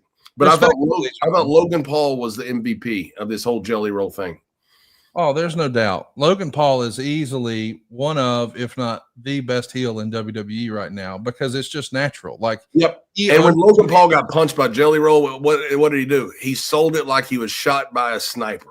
Yes. I mean, he put him over like $1 million freaking dollars. I'm telling you, watching Logan Paul work and be a general, and I'm not kidding, being a general in this match was amazing. Now, not above Randy or Drew. I'm not saying that. Those guys, but I'm talking about when he's out there just with Jelly Roll. He was the one that was leading it, and he was taking good care of him. He did a hell of a job. Yeah, I mean, respectfully, in other prior generations of these celebrity, it's not really a mixed tag, but we'll call it that, a wrestler and a celebrity. I know it's not a lady thing, but you get what I mean. That would normally never happen. You would see the experienced performer work with the inexperienced performer. Right. But in this particular case, you had the celebrities working together, and it just shows you the growth of as a performer that Logan Paul's had over the last few years. And I've said it before, and I'll say it again. I still campaign, and I still believe the right last opponent for John Cena is Logan Paul. Because from now on, Logan Paul can run around and brag about, I'm the guy who retired John Cena, and he'll do that on his other platforms. I think that just adds so much to the presentation. We'll see. But I want to love on Jelly Roll here for a minute because, John, when you got into wrestling, you were a former professional football player, a lifelong athlete, and respectfully, that was not Jelly Roll's story. But can you imagine if your first match, John, even though you were a professional football player, a professional athlete, and you have all of your amateur background behind you, can you imagine if your first match was in front of 53,000 people at SummerSlam? The pressure would be unbelievable. Yeah, exactly. And Jelly Roll did do some hard time like Dominic did. Dominic, was hardened criminal. So, yeah. No, I couldn't imagine. My first match was a main event, but it was a sportatorium. A little bit different. And I had a great worker that took care of me. But to do something like that in a match like that where you have a 200-foot entrance and you have to get out there and then you have to remember all this stuff, it's just amazing. I thought Jelly Roll did a fantastic job. He's great. Like, I loved him on Landman. I thought he was great with Billy Bob. I thought he was great with Stallone on Landman, not on Landman, on Tulsa King. I thought he's great with Stallone. I think this is great having talent like this. I understand people wanting to push back on this. We've always done this. Yeah, I mean, since the very first WrestleMania, I mean, the celebrity integration of Muhammad Ali and the Rockettes, and more importantly, Mr. T. I mean, my goodness, this is what the whole thing was built on. And then years later, at the height of WCW, we got Dennis Rodman and Karl Malone and Jay freaking Leno. So, hey, it is what it is. I thought that he did a more than passable job for his first match. I don't think necessarily WWE production took as good a care of him as they could have. Again, they maybe didn't know what they didn't know. But anytime he was getting ready to take a move, you could see him getting ready and bracing. They just shot him just a little too long for my liking. But again, they're used to shooting actual professional wrestlers who've been doing it for years or perhaps decades. So whereas those guys would make those adjustments in a second or two, he was getting ready for, a minute or so. But still, for a first effort, I don't know that we could have expected anything better. No, I don't think we could have. And I thought he was out there with three great guys. And I include Logan with McIntyre and Randy, of course. He's out there with the right people. I thought he did fantastic. And it's great to have this crossover talent like this. And this is a different world now. I mean, it makes a difference. People say, you shouldn't be doing this. Well, that's why they're putting 113,000 people in the arenas over 2 nights. Lady H5261 is with us, and she says, why do people hate fun wrestling? This was a fun match. I agree. Not everything has to be a hardcore, blood feud. Every now and again, I think we need what maybe Bruce or Pat would call a let me up match. This was that, right? Yeah, absolutely. When you walk away from a match, what do you remember? And odds are you don't remember some Matt classic, but you'll remember Jelly Roll and Logan Paul. And they left you in a feel-good moment. And that, to me, is very important. It's not just a matter of, okay, we're going to go out there, we're going to have this great wrestling and all this. We're going to go out there and entertain people. That's what people want. You know what? I think you hit the nail on the head, and I think that's one of the reasons that you and I agree on Logan Paul, is you said people remember the moments. And I think Logan Paul is zeroed in on that more than anything, because if you look back to even his very first matches, but certainly this past weekend, he tries to create a moment in every match. He wants one moment to go viral and be something people remember. So it always involves Prime, and it always involves him holding a camera, but seeing things from his perspective. I appreciate that Logan Paul, quote unquote, gets it, in that we're looking for those moments that people remember forever. Yeah, and I don't know if these Paul brothers, him and Jake, I don't know if it's just innate to them how to get over or if it's planned. But whatever it is, it's working. I mean, his brother is just about the biggest draw in sports. It's crazy what these brothers have done. So there's this innate ability, and I'd love to sit down and talk with them sometime to see if they just have a knack, which a lot of people do. That's a gift too. That's a sign of intelligence. Or if it's something where they sit down and go, okay, we're going to plan this out and do all this stuff. It's kind of like the old Jeff Foxworthy thing, the old skit about him where he's all country, and his stockbroker comes up and he breaks for a minute and he's talking to his stockbroker with all these intricate details. Then a fan walks up and he's back in Jeff Foxworthy mode again. I kind of wonder if that's it. I kind of wonder if they built these characters or if there are no characters and it's just innate in what they're doing. But either way, it's working. I do want to ask you. Obviously, we're going to talk about the main event, but we've got some questions that are coming in live, and I want you guys to know we are indeed live right now at somethingtowrestle.com. So if you haven't already, that's our YouTube, by the way. I want you to hit the subscribe button, turn on the notifications bell, so you won't miss us the next time we're live. But we've made it a habit the last several weeks of being live almost every time. So make a plan to join us. Hit that subscribe button, turn on the notifications bell. But we're going to be live for a bit more here. If you've got a question for John, we want you to keep those coming. Hey, I do want to ask you, as we're taking a look at that Monday or the Saturday night, what you thought of the main event. CM Punk and Gunther had the longest match of the night. They went 30 minutes and 19 seconds, and we have a new world champion at the conclusion of that match, CM Punk. And I saw a lot of people online comparing this to Vader and Ric Flair at Starrcade 93. I saw some other people comparing this to some of the Mac classics of Ric Flair and Ricky Steamboat. And I thought to myself, that might be getting ahead of ourselves a little bit, but I love the story that they were telling. I enjoyed the match, but I've seen different opinions. Brian Alvarez, for instance, over at WrestlingObserver.com, he did not think too much of this match. I think he gave it 3/4 of a star or a star and 3/4. He was not a fan. Dave Meltzer really enjoyed the match. And I saw other people online saying 5 stars, whatever that even means. I enjoyed the story, but I, for whatever reason, did not think this is, the greatest SummerSlam match in history. I saw people saying that online, like respectfully, and maybe it's the nostalgia in me. I like Brett and Bulldog, and I like Brett and Owen, but I certainly like Brett and Mr. Perfect. Now that I'm thinking about it, maybe Brett's Mr. SummerSlam. What did you think of CM Punk and Gunther? One of the biggest stars, one of the biggest badasses, going 30 minutes on pay-per-view. I thought it was great. And I thought when you're comparing them to the greatest SummerSlam matches of all time, that's a pretty good comparison. Yeah. I mean, you're not comparing them to something like, hey, this match was in the shits, like apparently I am as a human being, according to Dave Silva and other people.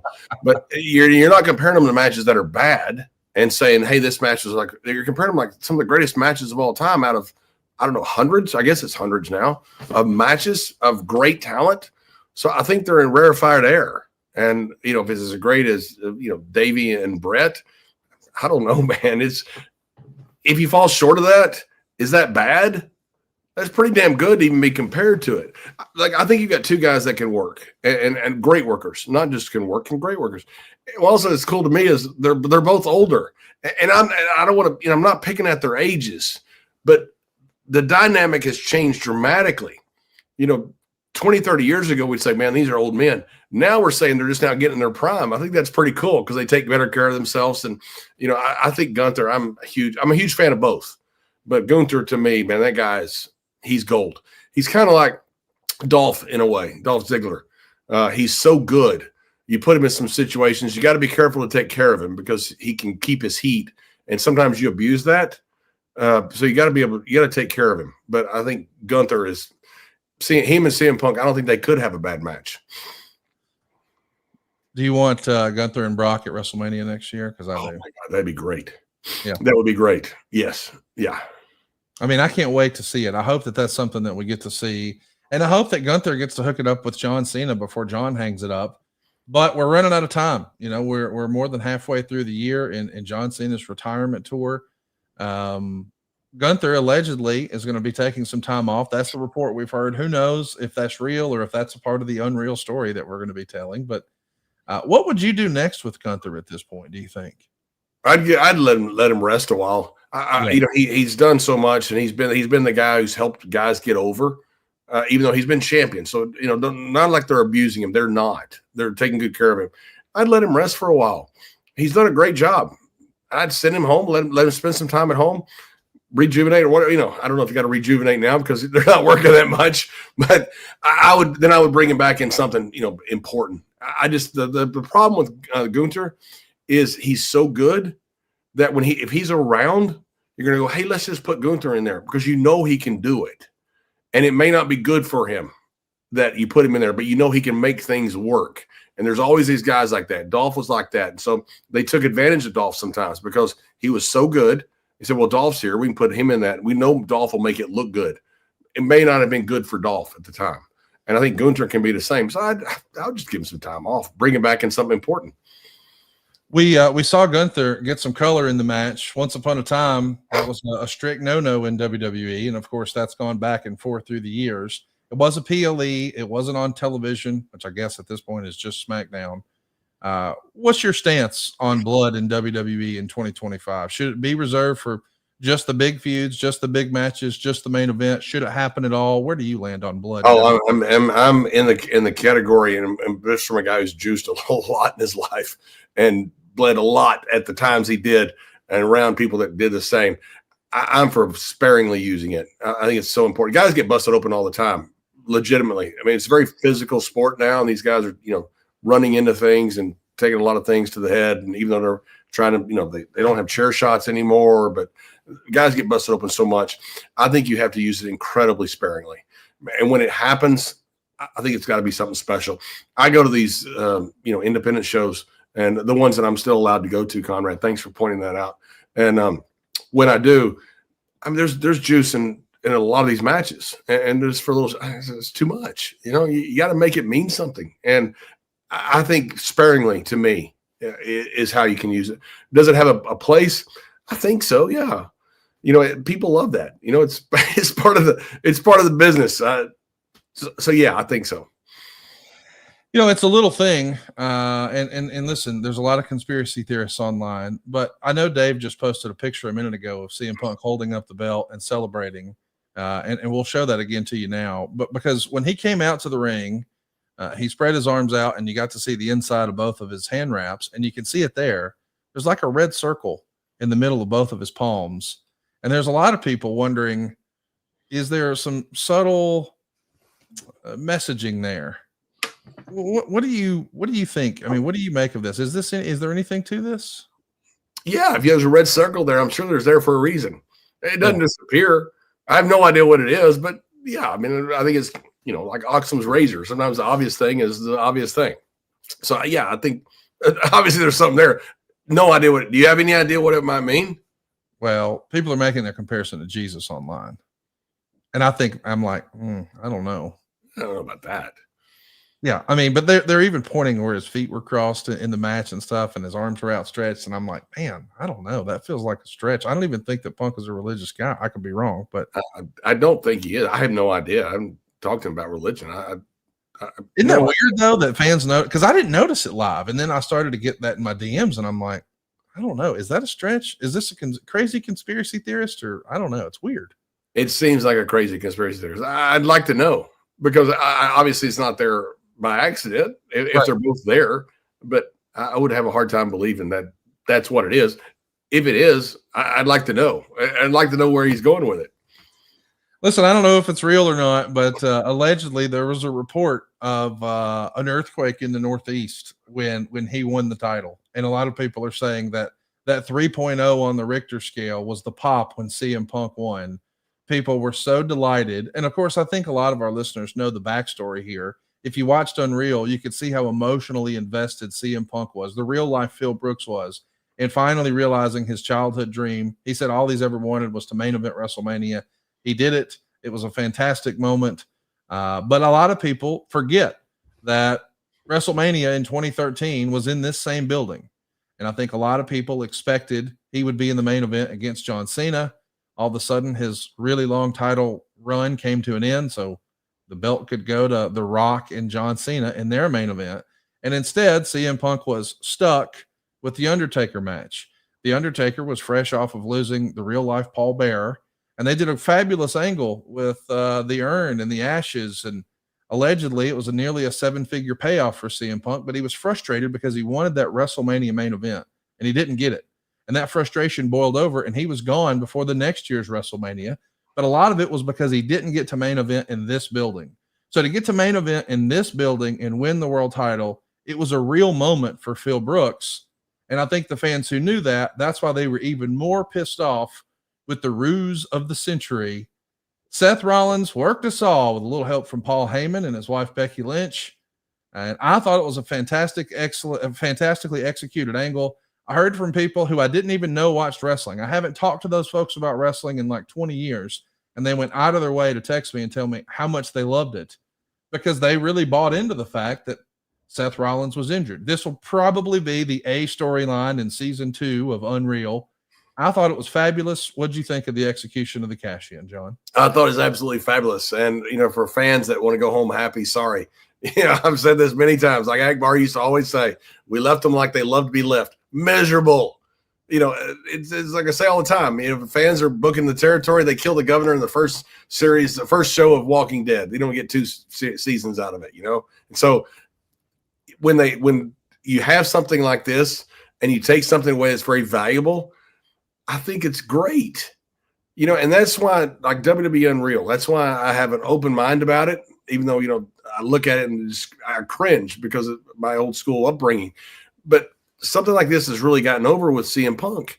Now, whether that is a work or not, I don't think it is. But whether it's a work or not, it doesn't matter. It's gotten him over that how much he cares about this business. That's important to people. And I don't think you could have done this without WWE Unreal. So from that point of view, the show worked. And then all of a sudden you take something away that he cares about very strongly. That's wrestling 101. I think it's incredibly well done.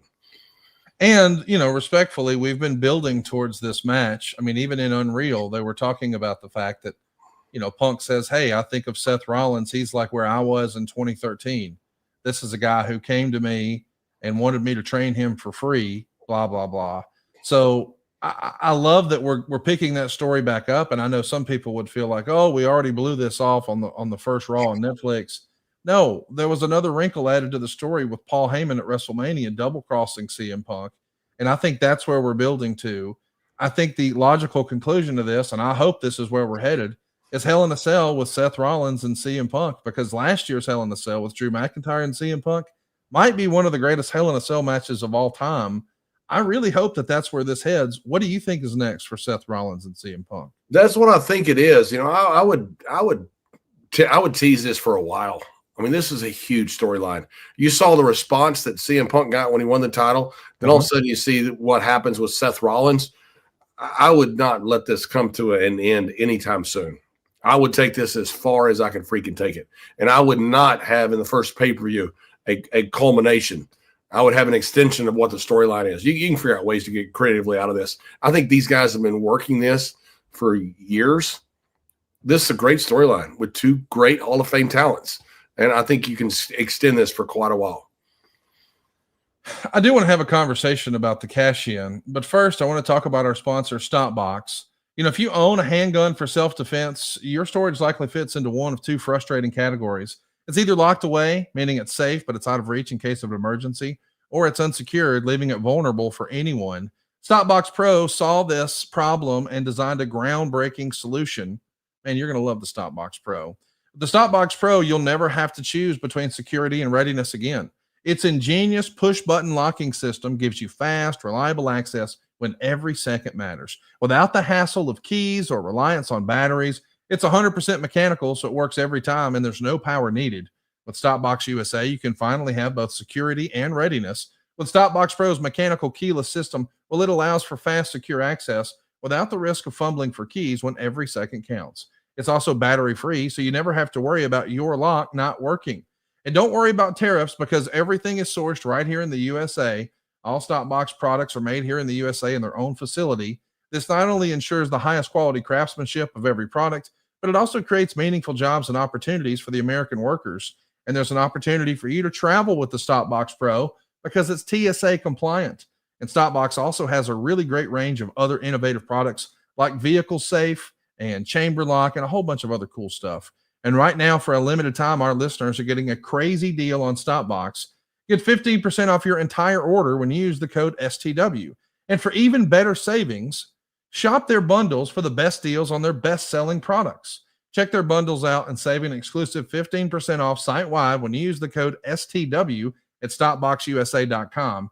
Discover a better way to balance security and readiness with Stopbox. Hey, so John, online, there's some pushback about what happened in night one. I saw some people when I suggested that this moment and this match saved the show. And I took a little bit of criticism for that because up until that point, I felt like the show was kind of paint by numbers. I thought there were good matches. I thought the Punk and Gunther match was the best match on the show. I thought it was a great main event. But the surprise of Seth Rollins revealing that his knee was not injured, I thought made the show very memorable. And it was a moment that we'll remember for a long time. And respectfully, I don't know how many other moments besides the Logan Paul dive we would remember from the show. So I thought that's what resonated with me the most. And as I mentioned, I heard from people who haven't watched wrestling in a long time who felt the same way. They really loved it. But then online, I saw a lot of people say, LOL, what surprise. All the dirt sheets knew it. You know, give me something new. I'm tired of these cash-ins. This is lame. And I'm like, wait a minute. Don't we want a heel to have the opportunity to use the cash-in?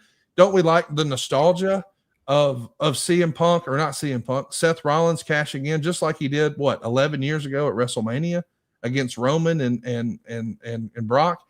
I liked it, but I feel like, we're sort of damned if we do, damned if we don't.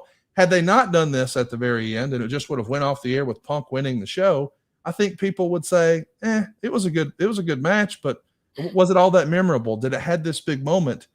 I don't know that there's some pleasing some fans, and I get that people are going to complain either way, but I think I want a heel to use the cash in, and I want him to take advantage. And then I saw other people saying, but actually, why wouldn't CM Punk just run away? Well, because he's not a chicken shit. You don't have your Superman doesn't tuck tail and run. Batman didn't run away. They stand up, and maybe they have delusions that they think, even though I'm beaten, hey, I can still take that guy, or their anger gets the best of them. I'm not running away from Paul Heyman, but the babyface doesn't run. What do you make of people who are unhappy with the cash in? I couldn't really understand it, John. I couldn't understand it either. And I agree with you. If it's left like you with a good feeling at the end, I called that match in San Francisco when Seth cashed in on Brock and Roman. And holy shit, man, that was unbelievable. I can't remember. I don't think me and Michael knew. I'm pretty sure we didn't. That he was going to cash in. So when he comes out, the whole place went crazy. So did me and Michael. We didn't know. And I thought it was just absolutely fantastic. I remember Dolph cashing in one time. It was just the same thing on Del Rio in Brooklyn, I think it was. I mean, that's what it's all about. It's all about surprise. And it's sometimes we overanalyze. We make simple math into trigonometry sometimes, and I think that's what we can do with wrestling. The fans are like, "Oh, everybody knew this." No, they didn't. I guarantee you take 53,000 people, how many people were there, whatever it was. You take a survey of all those people about how many knew that this was going to happen. I guarantee it was a very, very small percentage. And most of them didn't want to know. They didn't care. You're not catering to the hardcore fans. Hardcore fans will always be there. It's the fans that you're booking for is the ones that you've got to care about. I mean, I think respectfully, that's what I wanted to point out is a lot of people were genuinely surprised by the John Cena heel turn. Where did it go? So like, sometimes doing the logical thing, even though it's not a surprise, isn't the wrong thing. And I think for the story, we all know that there's a baked in, built in, Seth Rollins, CM Punk, Paul Heyman playing monkey in the middle story. Why would we not continue that? And I do think, respectfully, the old school way in the NWA was the money's in the chase. Once Punk has the world title, he's no longer the voice of the voiceless. He's no longer the underdog. If we like that character and that persona, he can't be ruling the top. I think people want to pull for him, and I hope that that's what we see as we move forward. But I just thought it was interesting. The fans weren't happy. It's the dog they call it the car. Sometimes when you catch it, you kill these guys. Yeah. And no, you wouldn't kill Punk, but that's the idea is the chase. And all of a sudden he gets this thing that means so much to him. He's emotional in that WWE Unreal. You see how much this means to him. He wins the damn thing. He doesn't get to leave the arena with it because you have Seth Rollins cash in. This is like the ultimate Shakespearean tragedy. That's what you want. You want this, and guys who overthink it, I'm telling you, they just make simple math and the trigonometry for no reason. Well, if you do this and this, no, sometimes you just take it away from them and let the babyface chase, because when the babyface gets it, I've seen a lot of babyfaces. I don't think CM Punk would have been one of them, but when they finally get it, it doesn't do them a favor, because now all of a sudden there's no reason to back these guys. How great was Seth Rollins in the way he revealed dropping the crutches, walking in? I thought the visual of that, well-produced television, great storytelling. Kudos to WWE production and Seth Rollins. I thought it was fantastic. I thought it was absolutely fantastic. Seth is so good at what he does. I've told this many times. When I was in meetings and, backstage, going over stuff when I was with Baron for a short time, Seth was in a match. There's always one guy that always talks in these meetings. Seth is that guy. He has a great mind for the business, and you can see that in everything he does. I think you could argue that Seth could be a guy who, a guy like Cody or a guy like Seth will probably be a guy who's going to step up into that Triple H role someday. Like, they seem like they're qualified for that sort of thing. And have I think so too. When I first started in the business, Michael Hayes was that guy down in Texas. He was the one guy with the Von Erichs and everything. Michael was the one that always talked. He's the one that would lay out everything. And you see what Michael has done with his career since. Seth is the same. I'm sat there in meetings with him. Have 6 people. All talented guys, smart guys, but they all cede to Seth because he's a really smart guy and he's really sharp at what he does. So yes, I can see that happening. Blue Meanie suggested last night in our recap, do you think perhaps Michael Hayes is Triple H's Pat Patterson? Yeah, I think so. I think 100%. Yeah. That's a great analogy. That's a terrific analogy. Michael is. I tell you what. I was talking to Road Dogg one time. We're backstage, and Michael comes up and says something. They go, "Hey, I had an idea about something." Michael had never heard this idea before. Michael, as he's sitting there listening to it, he answers and he lays out a 6-month program, including like 5 different pay-per-views, and then walks off. And when he walks off, Road Dogg goes, "Am I supposed to be able to do that?" I go, "I don't know anybody that can do that." The guys, I had to have him. I needed something one time one of the recent times when I was at TV, and I said, "Hey, Michael," I said, I'm stuck with some verbiage here. I don't like what they've got for me. And I told him what they had, and he sat there for just a second, and about 30 seconds later, he goes, "Try this." And it was freaking brilliant. And it pisses you off when you hear something, because it's like a great engineer designs something you can't figure out, but a good engineer designs something you can't figure out. A great engineer designs it and goes, "Well, shit, I could have done that." And Michael's that way. When he comes up with something, you go, "I should have thought about that." That's what you should do. Yeah, Michael is, man, that guy is a freaking savant. He's crazy, but he's a savant. I got to highlight a comment that we got. It happened a few minutes ago, and I'm so happy that Dave Silva found it and thought it was as funny as I did. Shout out to Mike Martin, who's with us here live, and he says, "Hey, JBL, you called me a fat F when I asked you for a pic in Fort Wayne after we both got done working out before Raw years ago. I've lost 150 pounds, and I'm 175 pounds now. Thanks for the shitty encouragement." I love that. That's right. So now you're just a fuck. Man, I wonder why you got heat. I really can't put my finger on it. You're a really nice guy. It doesn't make sense to me. Congratulations on losing your weight. I'm glad that I gave you some freaking motivation. Instagram of Wrestling Historian is with us here live, and he wants to know, what are your thoughts on your SummerSlam match against CM Punk? I enjoyed it. I enjoyed working with CM Punk. I worked with him all over the loop. It was my job. I was on my way out, and he was on his way up, and so I was putting him over everywhere. I worked with him first time in the Garden in a cage match, and really enjoyed it. He's told the story when in his Hall of Fame at the CAC in Vegas that him, and Batista worked a match, and I didn't think we put him over enough for whatever it was. And I come back down, and he thought, "Oh, he's probably going to leave me laying or something." And I said, "Duck the clothesline, hit me with the GTS," and he hit me with the gimmick, so I'd be left laying, and to put him over, because I didn't think we had done quite. I thought the way the match was set up, we hadn't done a good enough job. I really liked CM Punk, and I liked the role that I was in at the time. Trying to, not that he needed it, but that trying to help him, become the guy, and that was a lot of fun for me. He's very, very, very respectful guy, very smart guy, and I enjoyed working with him. Jeff Heelan is with us here live, and he says, if you could take today's women's division back 20 years in time, would it be as popular then as it is now? That's an interesting question. It's a great question, and I don't know. People weren't expecting it then, but yeah. I think I think so. When people come along like that, people weren't expecting in the UFC, like Ronda Rousey and things. She got huge. People hadn't seen people like that.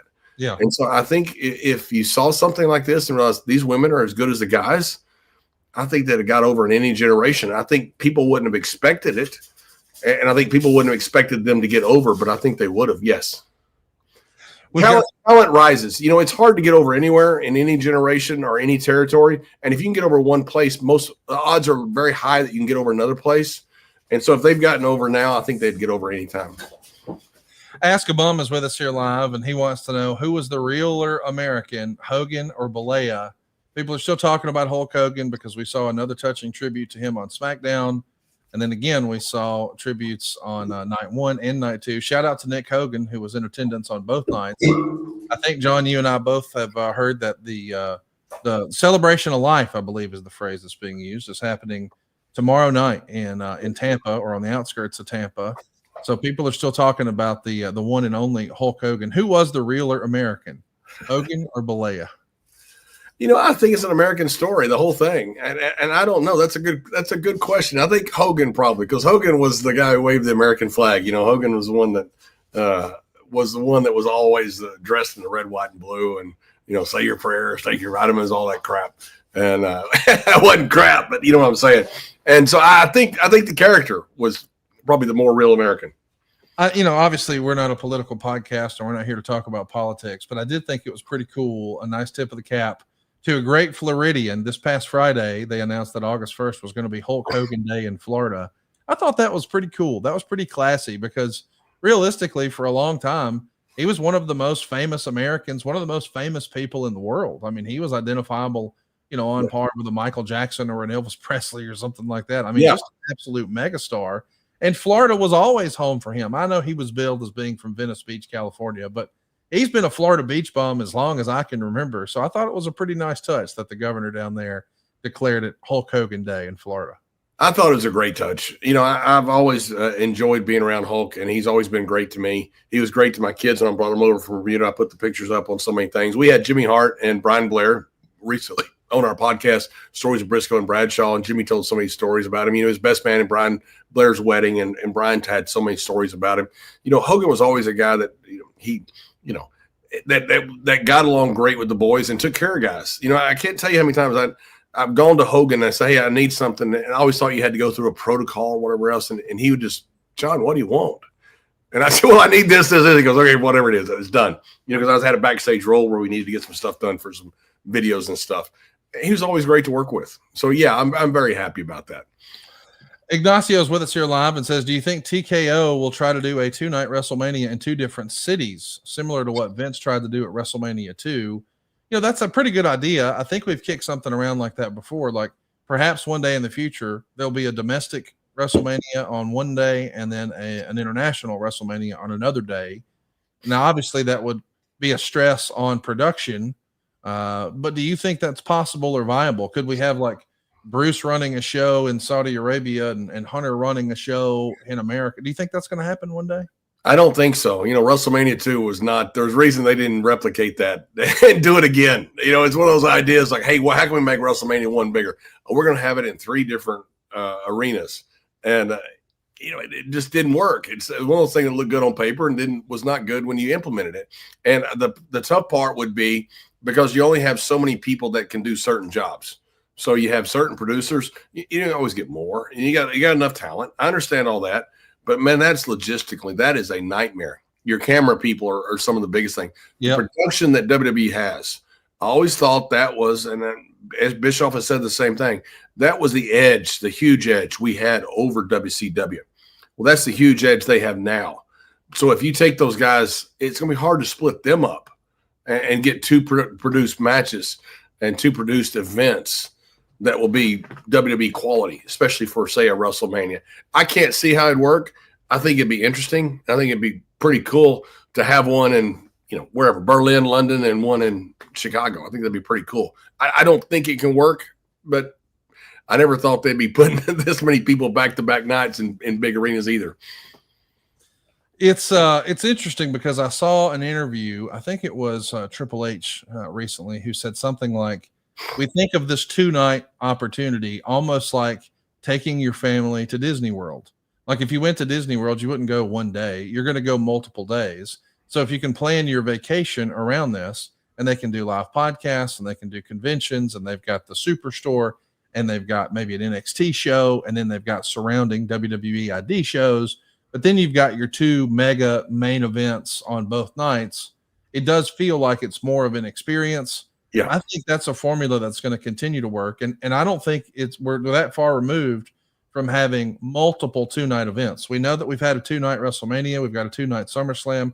Royal Rumble and Money in the Bank, I think, are next. That's just my guess. What do you think? Yeah, and I think the low-hanging fruit is overseas. I think you do a 2-night event in London or wherever, Glasgow or Berlin or wherever, Sydney, places like that, or Tokyo. I think that's where the future is going to be as far as expanding, beyond, say, just your SummerSlam and your WrestleMania 2-night events. Like I was out in WrestleMania last year, and you've got so many things. Your analogy about Disneyland is perfect. I went in a show for West Side Gun, who's some great guys. You got to check them out. At 2:00 in the morning. In the morning, I went in the match and clotheslined somebody. The place was still packed. That was the 4th show they had in that arena that night.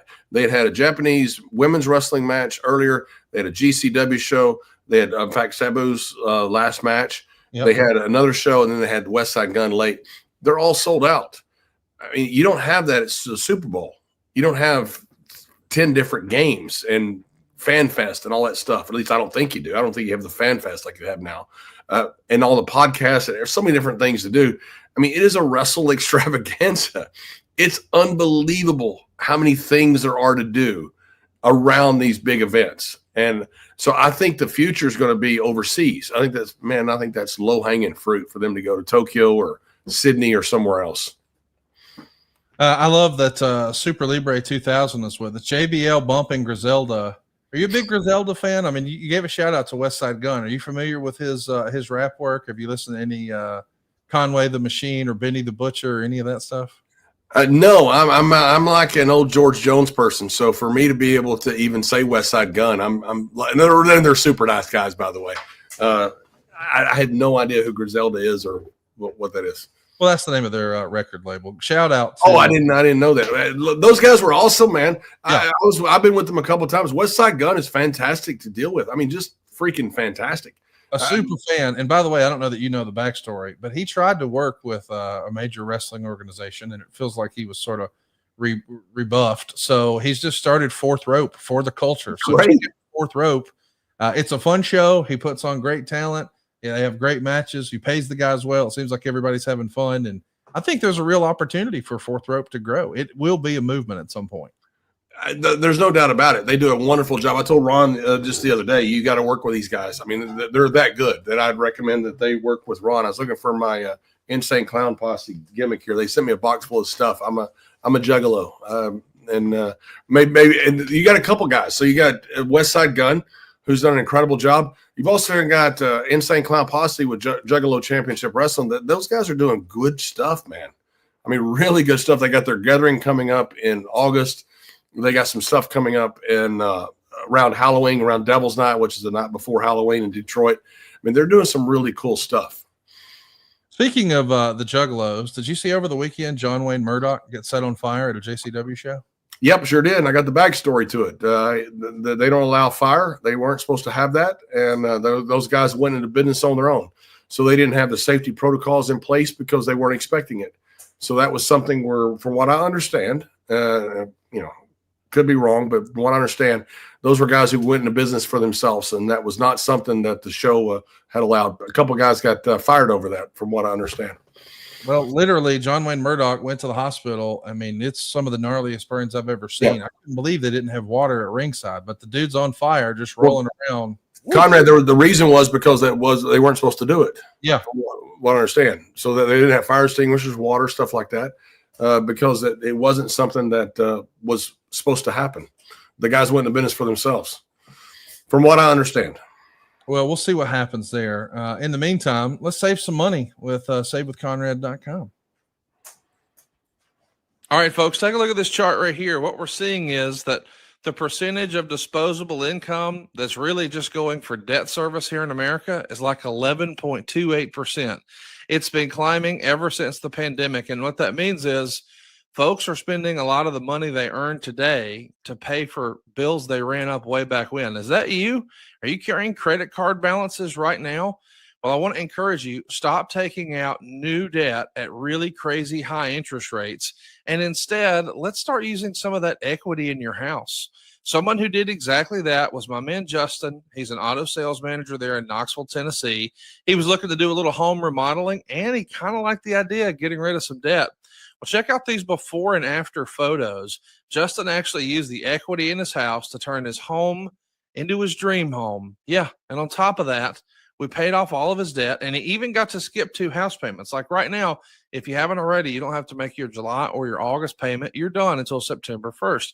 And come September 1st, you could be saving a boatload of cash. Just ask Justin. He upgraded his house. He got rid of his credit card debt, and he's going to save $1,000 a month. How do you make your house nicer and get rid of your credit card debt and save money? It's easy. You go to SaveWithConrad.com. You let my team run the numbers for you for free, just like we did for Justin. By the way, there's no cost, there's no obligation, and if we can't help you save some cash, we won't waste your time. So what are you waiting for? It costs nothing to look. And by the way, if you've been looking to see what rates are doing, let me put your peace of mind in play here.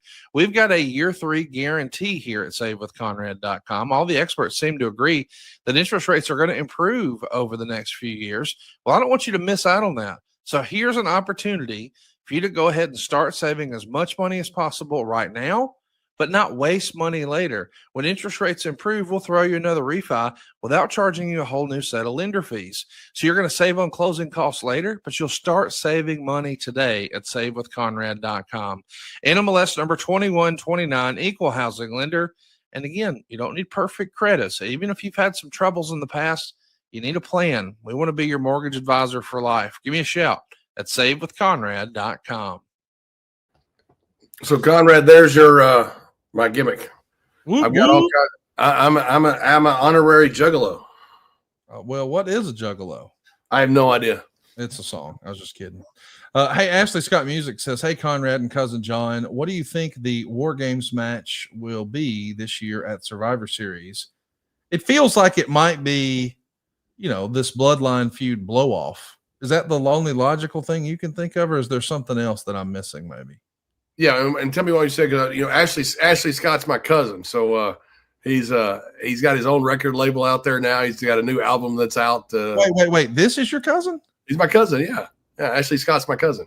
So hey, hang on. You have uncles who have a fishing lure company, and you've got a cousin who's got a record label. I do. And you just drink beers with your buddies and tell stories. And wow. That's pretty much it. Yes. I see why you're hated in your own family, even. Yeah. Oh, I'm hated apparently everywhere, from what I understand, and actually everywhere I am. What do you think? What is going to be the War Games matchup this year at Survivor Series? What would you suggest?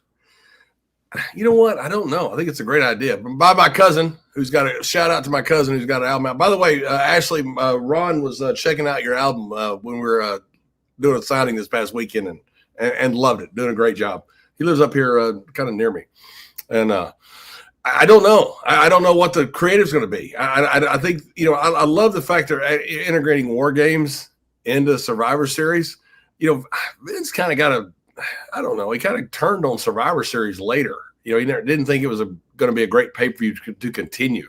It was done, just because it was done as a counter to Crockett, trying to run on Thanksgiving Day.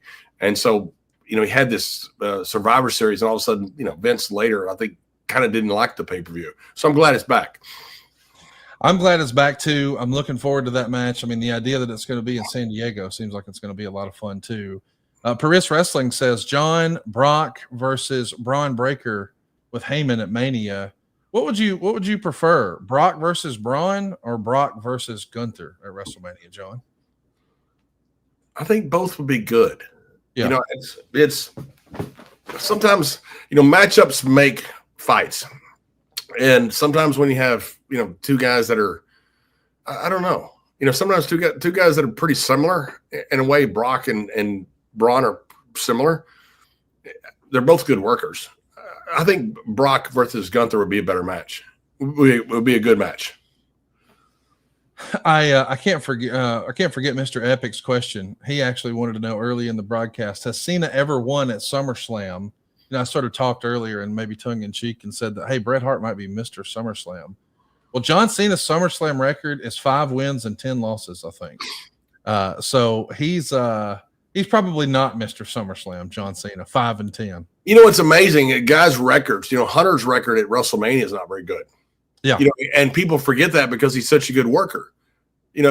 Most guys, you lose that many matches, they get buried. With Hunter, he's such a good worker, you don't know it. That's the way with a lot of people. Cena is such a good worker, and he's so over, and plus he's very generous. That's one of the reasons he has a losing record. Angry Duckling Institution says, hi, Bradshaw. Should Kurt Angle run in during Cena's last match ever, slapping the taste out of Cena's mouth while yelling, I'm Kurt Angle, bitch? I don't know if that's going to happen, but that would be a funny online skit, maybe. I love Kurt. And so, yes, I think anytime Kurt can do something, I'm 100% for it. Yeah. We know that Kurt's going to be doing something at the end of the month. Real American Freestyle, August 30th, Cleveland, Ohio. Nobody's ever seen this before. It's a new sport out of thin air. It's a real challenge to promote because it's wrestling on a professional level, but it's not really pro wrestling, aka sports entertainment.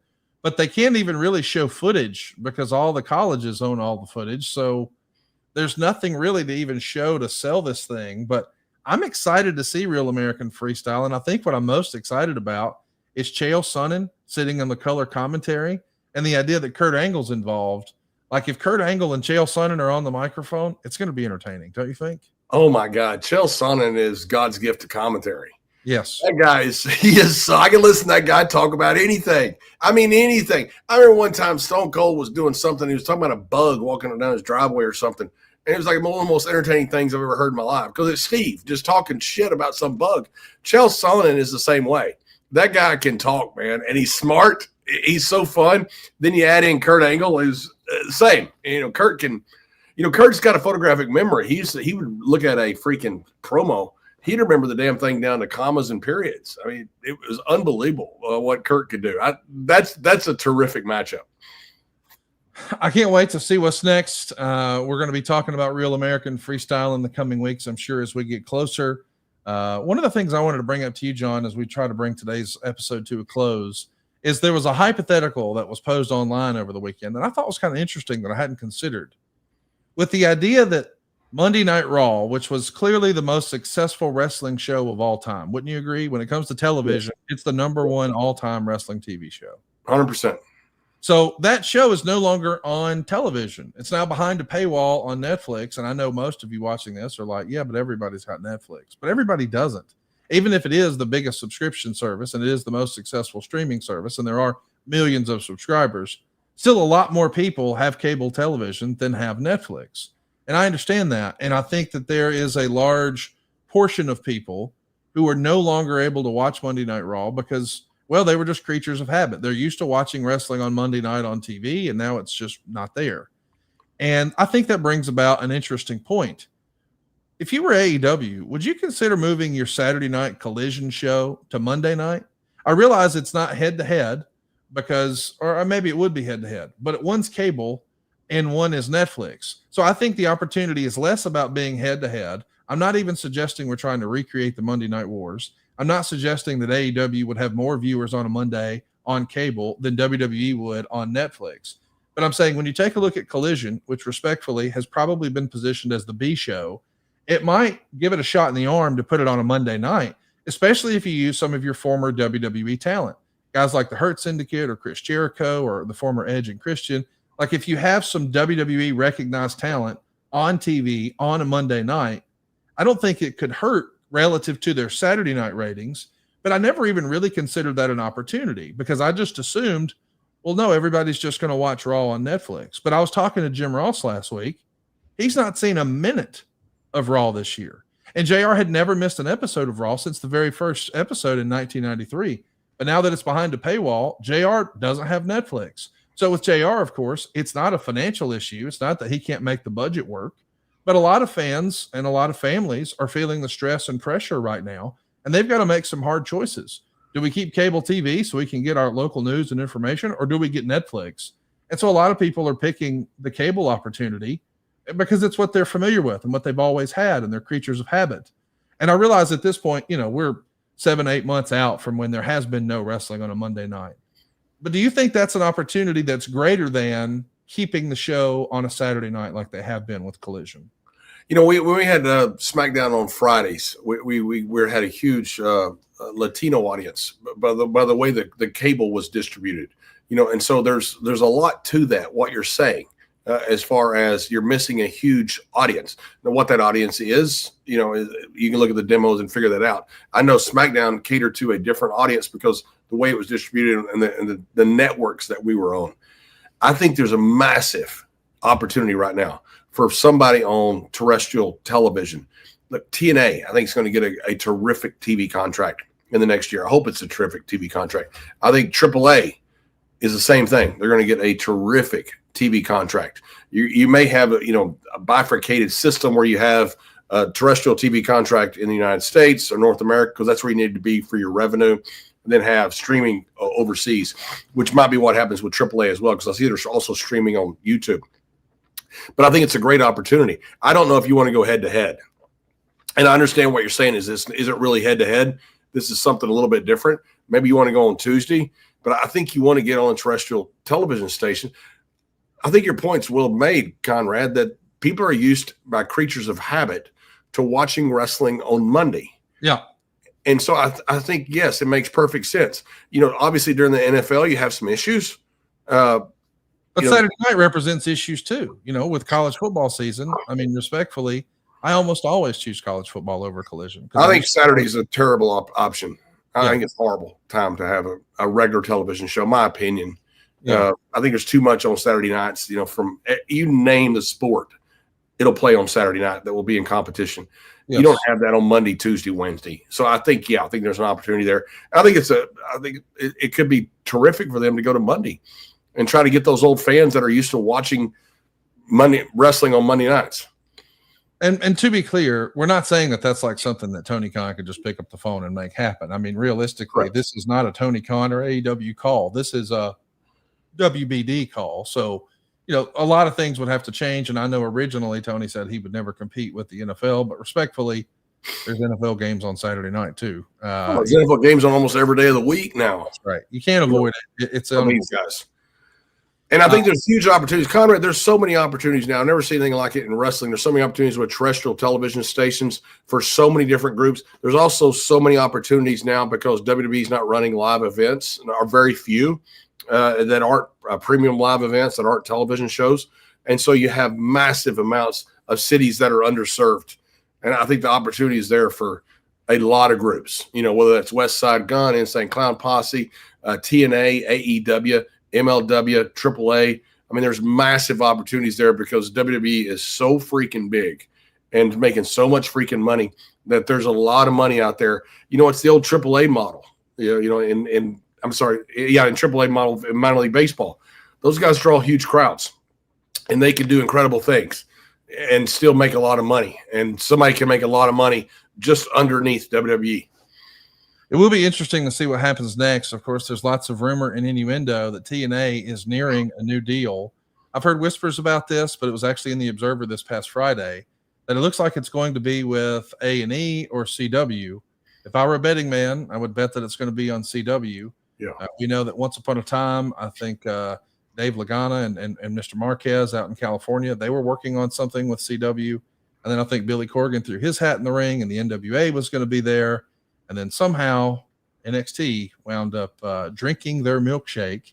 And I can't help but wonder when Carlos Silva came out a few months ago and he said that TNA really felt like, and they were hoping that they were going to zero in and they were having conversations that they could get a $10 million a year television fee for their program. I know a lot of pro wrestling luminaries, people inside the business thought, well, boy, that's not very much money. I wonder why they're stating the number out front like that.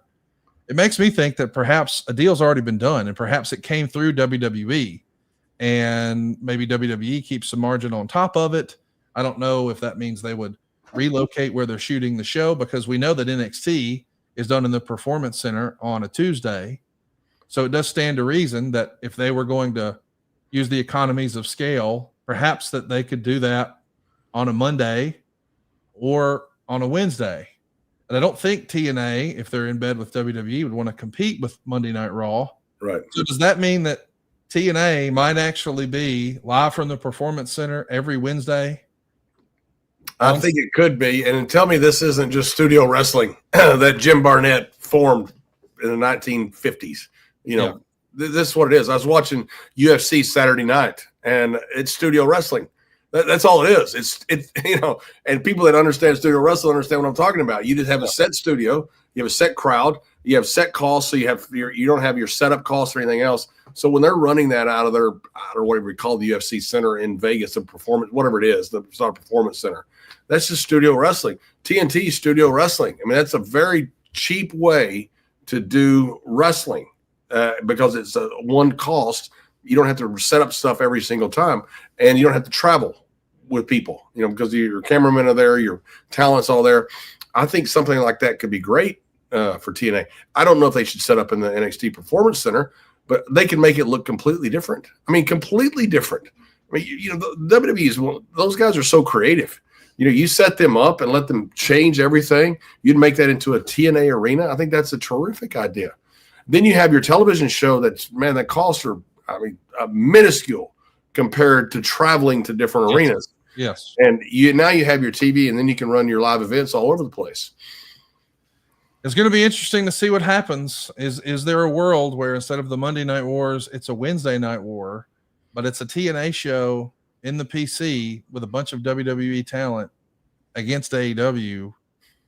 That could be wild. It could be really good. We got some, I don't know about wars coming up because WWE's so big. But you've got, I mean, what they're doing with AAA, you know, get CMLL and the battle that's going to come between TNA and AEW. That's the battle. It's not with WWE. It's with TNA. And I mean, TNA just put 7,700 people in an arena. They're probably going to do very well with this Bound for Glory with last match with the Hardys and the Dudleys. I mean, that's huge. The Hardys are just on fire right now. I think the battles that's coming up is going to be really interesting. I think the fans are really going to enjoy what's coming up in the next few years in the competition.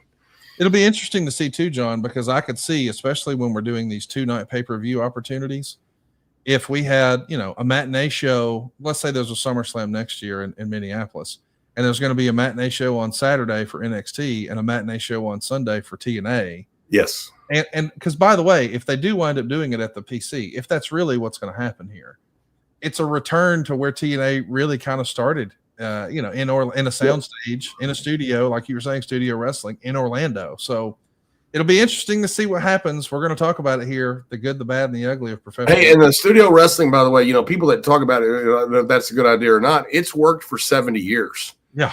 It has changed wrestling. When Jim Barnett came up with studio wrestling, it changed everything. He first did it in Chicago with the Marigold and the arenas there. I mean, it's changed it. This is a terrific idea for something like TNA to do this.